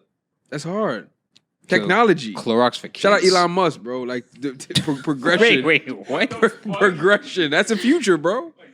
That's because I'm always shout out Elon. Shout out Elon. Let me tell you It got nothing this. to do with the story, but shout out Elon. would you? Because this happened a way back. Yeah, No, just about to find out. Yeah, another paintbrush over there. Just if there was a plan B that men could take to prevent pregnancy, would you take that shit if you had like a slip up with your woman or man, whatever you're into? Partner, like, Like a pill. Yeah, like As a man. but as men, we How would does that take work? it. I'm just it's hypothetical. Yeah, but even the science don't make sense. Yeah. like if the science made sense, It's I was trying to hypothetical, answer it, but nigga. like, no, but break it down. Like you're putting something into the woman. So if you took the plan B, How does it affect them? It's already gone. Since That don't make no y'all sense. want to be fucking Miss Frizzle, you Yo, you bro, take yo, the bro. pill prior to First of all, sex. don't call me Miss Okay? Frizzle. Okay. Nah. He said nah. Nah. Okay. this science really wasn't science thing just now. So I'm like, just saying, whatever. nah. So I mean, like, yo, if your partner asked you to take the sex, No. Why? but you're taking a brand new male pill, the male plan B. I didn't say no. It depends. would you rather It depends. Depends what age I am. Depends how many kids I have already. age and like you already have like If I'm fucking 35 with 3 kids, sign me up, boss. Cool with that. Once you got 3 kids, maybe 4, depending on how much kids you want. Maybe the Because you can undo that too, right? As a man, men, you can. I have no idea. Men But vasectomies you can. Maybe if the plan B thing became like, I hear it does all that stuff does bad things to women's bodies. So I Yeah, can no. imagine what the fuck it does to us. Yeah, but I'm saying women take that all the time Nah, for us. not the one I'm with. So. Obviously not now. Maybe If, back in the day. if it happens, it happens. That's What? the point I'm in my life. That's I do not. And no, that's I don't okay. I don't not be like, yo. I don't cut the plan B pill open for her to hope it happens, bro. Nigga, crush it I'm up. 30 years Put in old. the I have a mimosa. house, no. Yeah, Put in but the I'm saying mimosa. You are in a happy committed relationship. In alternate reality world, Alternate universe, like we ain't been here so Yes, long. if I accidentally nutting a girl, I'm actually take plan B. Yes. but I'm saying, would you take one? you know, so you're If she refused, let's take it I have no together. choice. Okay. Cheers. Yeah, we toast. Toast with a Whatever I mimosa. have to do to not have that baby, yes. Cheers with a mimosa. Yeah, facts. Yeah, we'll do it like, Do that brunch. and we'll be sick together. Do that brunch. But Very yeah, good. no, if I accidentally nutted in a random girl, whenever, yes, we're both taking a plan B. You know, if she refused, yes, of course, I'm not. Okay. No, but But even in your question, if there was a way for us to do it before, like even like take the pill the day before to make sure like the sex the next day, however you want to science it up, Yeah. I would do it because if that's the plan, I wouldn't ask a woman to do something like I wouldn't do. condoms, huh? Like no people, huh? Yeah.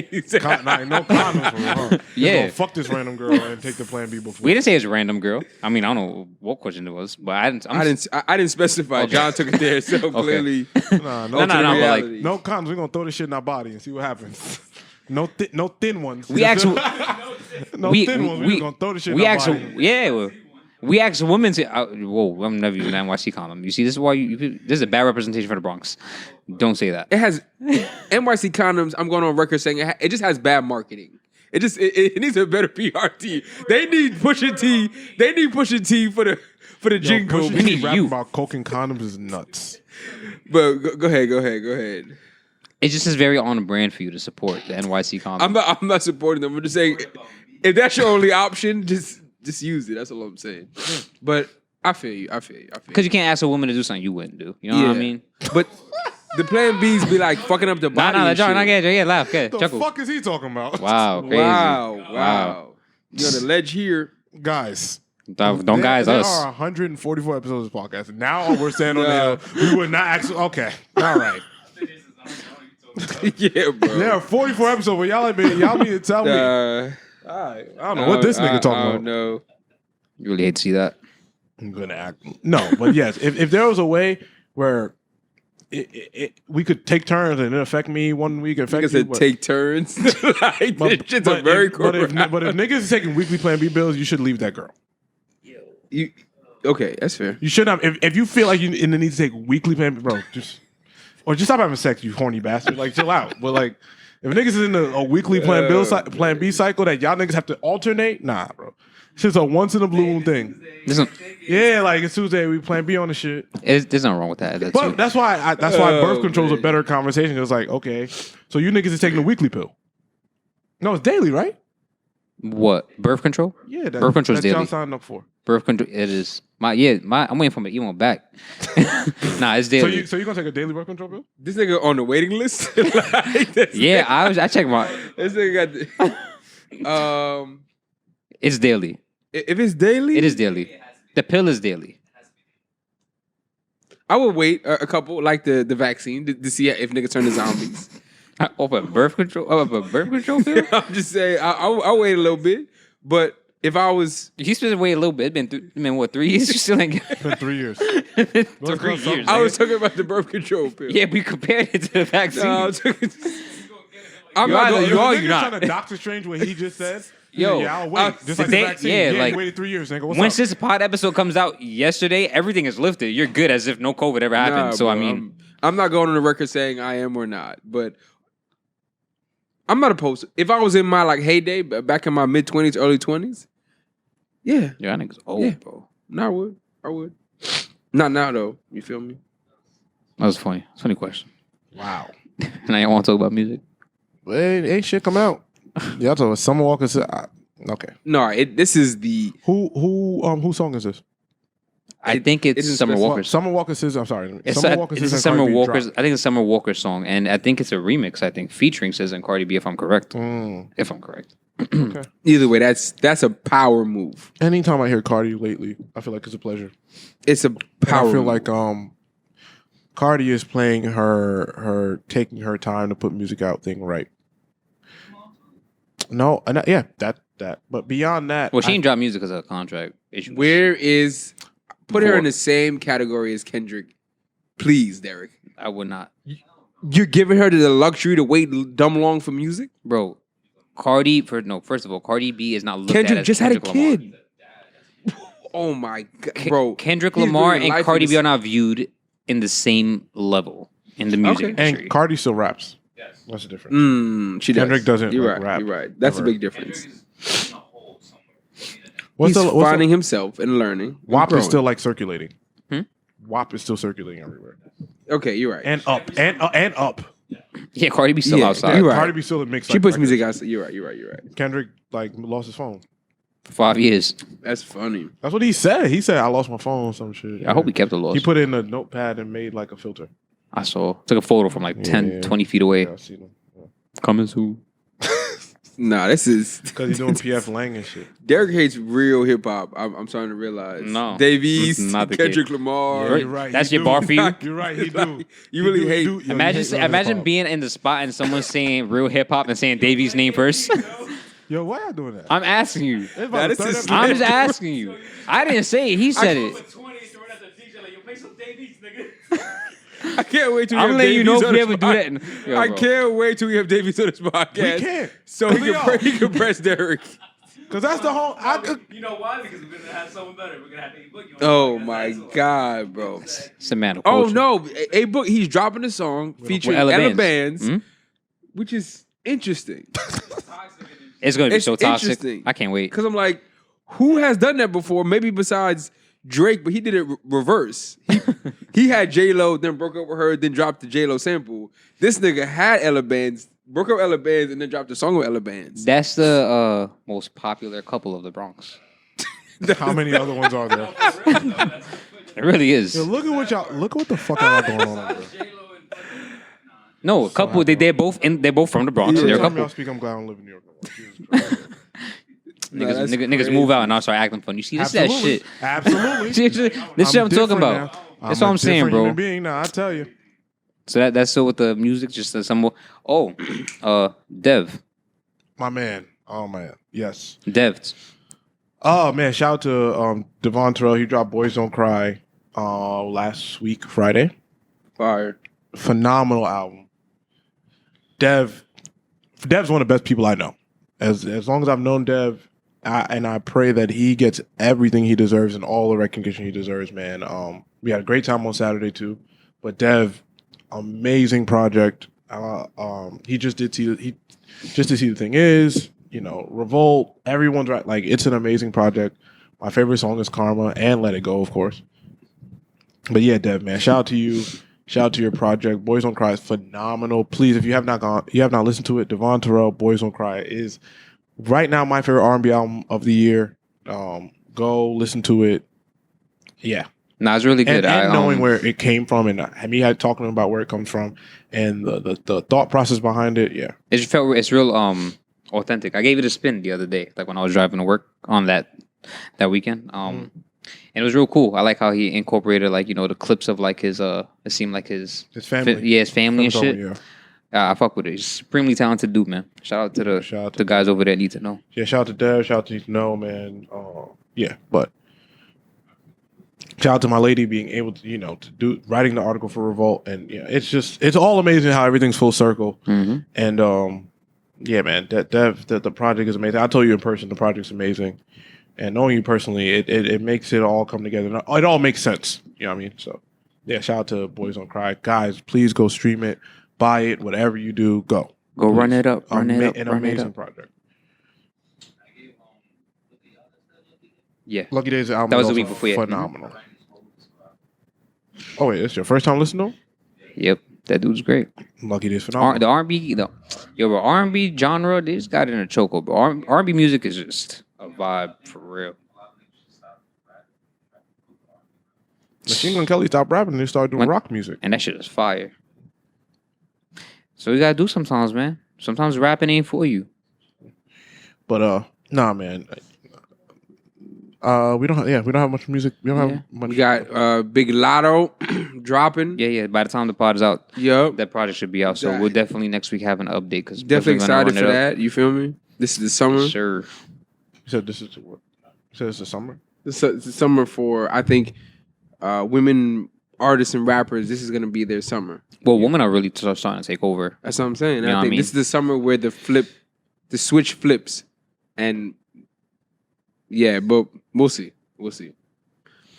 Yeah, I mean, I like her music. I'm not super duper familiar, so I'm gonna listen to it. Yep. See how I feel about it.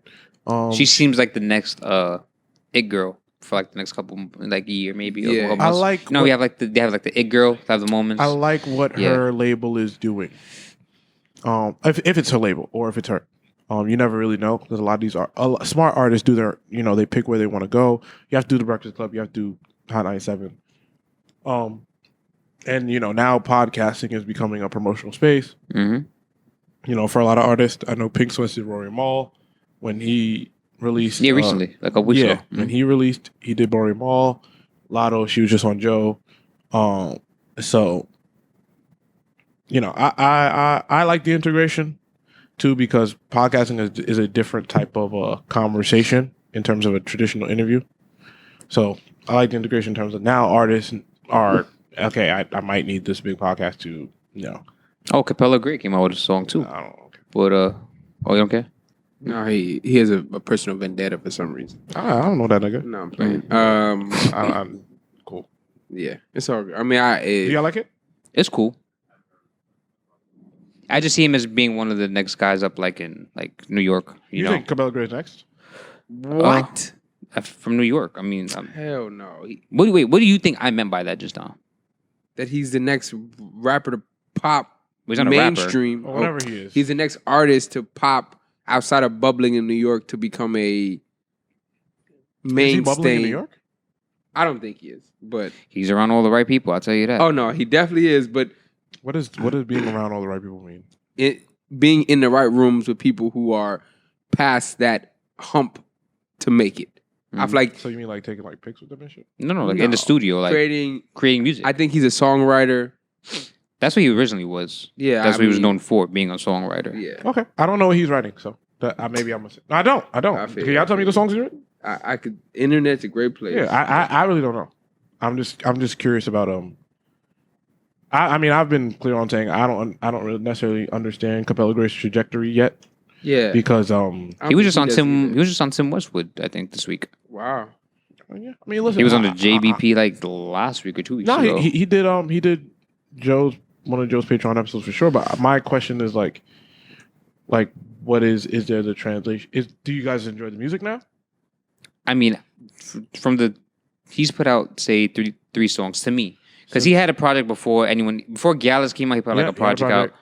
Didn't really care for that. Right. You know what I'm He saying? released 2 mixtapes in 2020. Yeah. Don't care for none of that. To me, his career starts when Gallus comes Gallus, out. yeah. That's when it Okay. comes out. And that song is amazing. That's an amazing song, nonetheless. Yeah. Talk Nice was a good song. I think also. I think it was a really good song. It didn't chart anywhere. Which one? Talk Nice didn't chart in the Oh, U.S. Didn't chart. In I thought it was a Canada. really good How the song. fuck you been Yeah. charting? I didn't hear it anywhere. Yeah, I like Talk Nice. I don't know. The last song, I'm not really. The charts are based off, stature and finances too. Cool. But I didn't hear it anywhere. Like I never left my house and heard Talk Nice. Ever. But then he dropped 2 more? No, it was Talk Nice, and then it was this one that I think that just came out. No, he did another one. Was it Regina music video? No, that was Talk Nice. That was well, okay. There's that. That one came out on New Year's, I think. And then this one that just came out. But I don't really care for this one that just came out because the person was on it. I don't know who that is, really, personally. But What do y'all think about Capella Gray's? I mean, we'll probably ruin a chance of interviewing. But that's not what I was aiming for. But what do y'all think about What do you think? Y'all think he's next up? I still think I've heard a lot of promising snippets that I think he can put out a really solid project, and I see him in the right rooms with the right people. So I'm sure he will end up somewhere. Do I know where exactly? No, but I don't think he's just gonna fizzle out. For the most part, he'll end up somewhere. I don't know where. I'm not saying he's gonna be the next biggest thing. I just think he's next up in New York in terms of like who else is there in New York that's coming out? You know what I'm saying? That that's gaining attention or has traction or is around the right people. In terms of a singer, I don't know, but I'm sure we'll be all right. New York, every year we get one. You treat him like Davies. Yeah, no, and Davies I mean, is a sustainable factor in our New York City now. no, it's- Okay. Capella and Gray ain't been even in a commercial. That's fucked Cut it up. out. All right. And You are correct. he produces and He he's does a all his own songwriter. shit. Yeah, like he Yeah. What does he he wrote do? "Love You Better," King Combs featuring Chris Brown.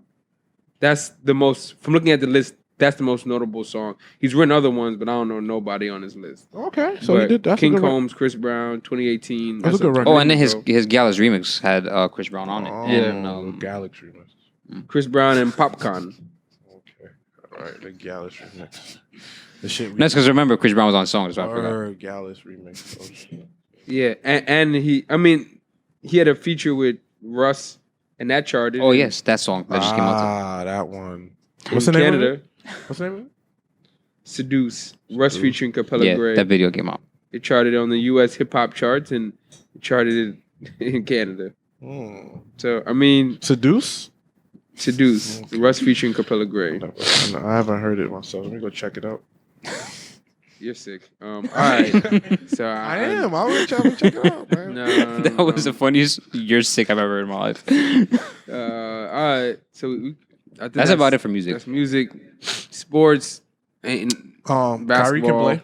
Kyrie can play, but they fucking lost today, Wednesday. Yo, that's crazy. They just lost today, and they both put up crazy numbers. KD and Kyrie. But they play in Memphis. But Ja didn't play. Memphis is a good team. That's crazy though. Yeah, they're a good team. Memphis is a good team, regardless. They put up 78 together. Real quick, we forgot to mention the Lizzo, big girl.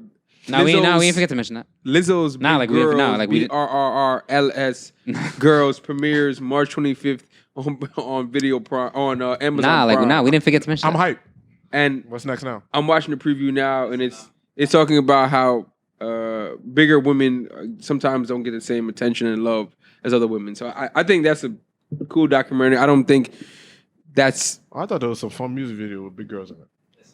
nah. I think it's hard to love yourself in a world that doesn't love you back. Like, she's gonna be sad and shit. Okay. yeah, I'm just saying, but check it out. Yeah, Like, yeah, check it out, cause okay, why did Derek move the mic? Pause. Listen, I'm all for all of them. to all of them. This nigga. All right, yo, what's the next topic? Yeah, this please, nigga bro. is wildin'. You sound like Donald This Trump, nigga is bro. crazy. Nah. You've been podcasting for too long to say that. You sound like Yeah, I'm happy for all of. I'm happy for all of them. If Walker have a fucking change, then I get it. Yeah, but niggas is doing that. Oh, man, that's Shout out to mad Lizzo and shout out to funny. everybody in the video. And whatever this documentary is entailing, we support. Yes. All right, closing remarks, so we get the fuck up out of here. Please. Before the joke is canceled. Yes, What? closing remarks. It won't be much different, but yo, Walt, come on, bro. What's going on here? Sorry guys, Walter put something on the screen. My closing remarks are keep going. Yo, first of all, look at the reply in the bottom. We're getting older. Take care of your bodies. All right, that's all I got. And the summer's coming. Outside is getting a little bit more open. Be safe. Be careful.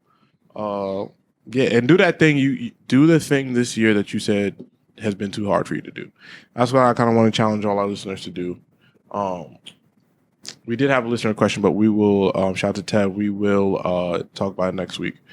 But yeah, I want to challenge everybody. Do something that you keep putting off, that you keep saying you're gonna do. Do it this summer. Do it in the next few months because it might be the most rewarding thing you've ever done in your life. So, y'all do that. Have a good Friday. Y'all can take it away. I got you. I seen a tweet from the Dreamville Twitter account, and it said, due to inflation, J. Cole now charges $2,167.78 per word on feature verses. And that is, to me, know your worth. I think that was the theme of this episode, whether it be you got your titties out in a Freaknik 2019 amateur porn video, or whether you are a world-renowned artist, or whether you're Spank-Circle. whether your video is getting the Spank-Circle, whatever it is, own it. Own what you create. Keep ownership of it. It doesn't matter who comes to you with any dollar amount. If you believe in your craft, believe in your art, keep total ownership if possible, and also know your worth and hold out until somebody comes around. And this could be a partner, it could be a job, it could be your check as an artist, it could be your podcast, it doesn't matter who it is. If you know your value, know your worth, hold out, because somebody will pay you even more than you even think you're worth if you hold out. You feel me? But some of you niggas shouldn't. I might need it, but for the good ones, yeah. I'll usually let you end it off, so I'll say it right now. That's my closing remarks. Just nice weather coming outside. You know, if you want to get into the gym, start disciplining yourself. You know what I'm saying? Mentally, get into a routine. It's always good and healthy for you. Just saying that because I'm trying to start disciplining myself into doing certain things on a regular basis. So, form good habits. That's pretty much it. Form good habits. Shit, man. I'm already trying to think of something. Think of the future. Like your future self needs you now. Stop worrying about the past. That's it. Your future self needs you now. That's facts. That's boss. On that note, we'll see y'all next week. Later, we out of here.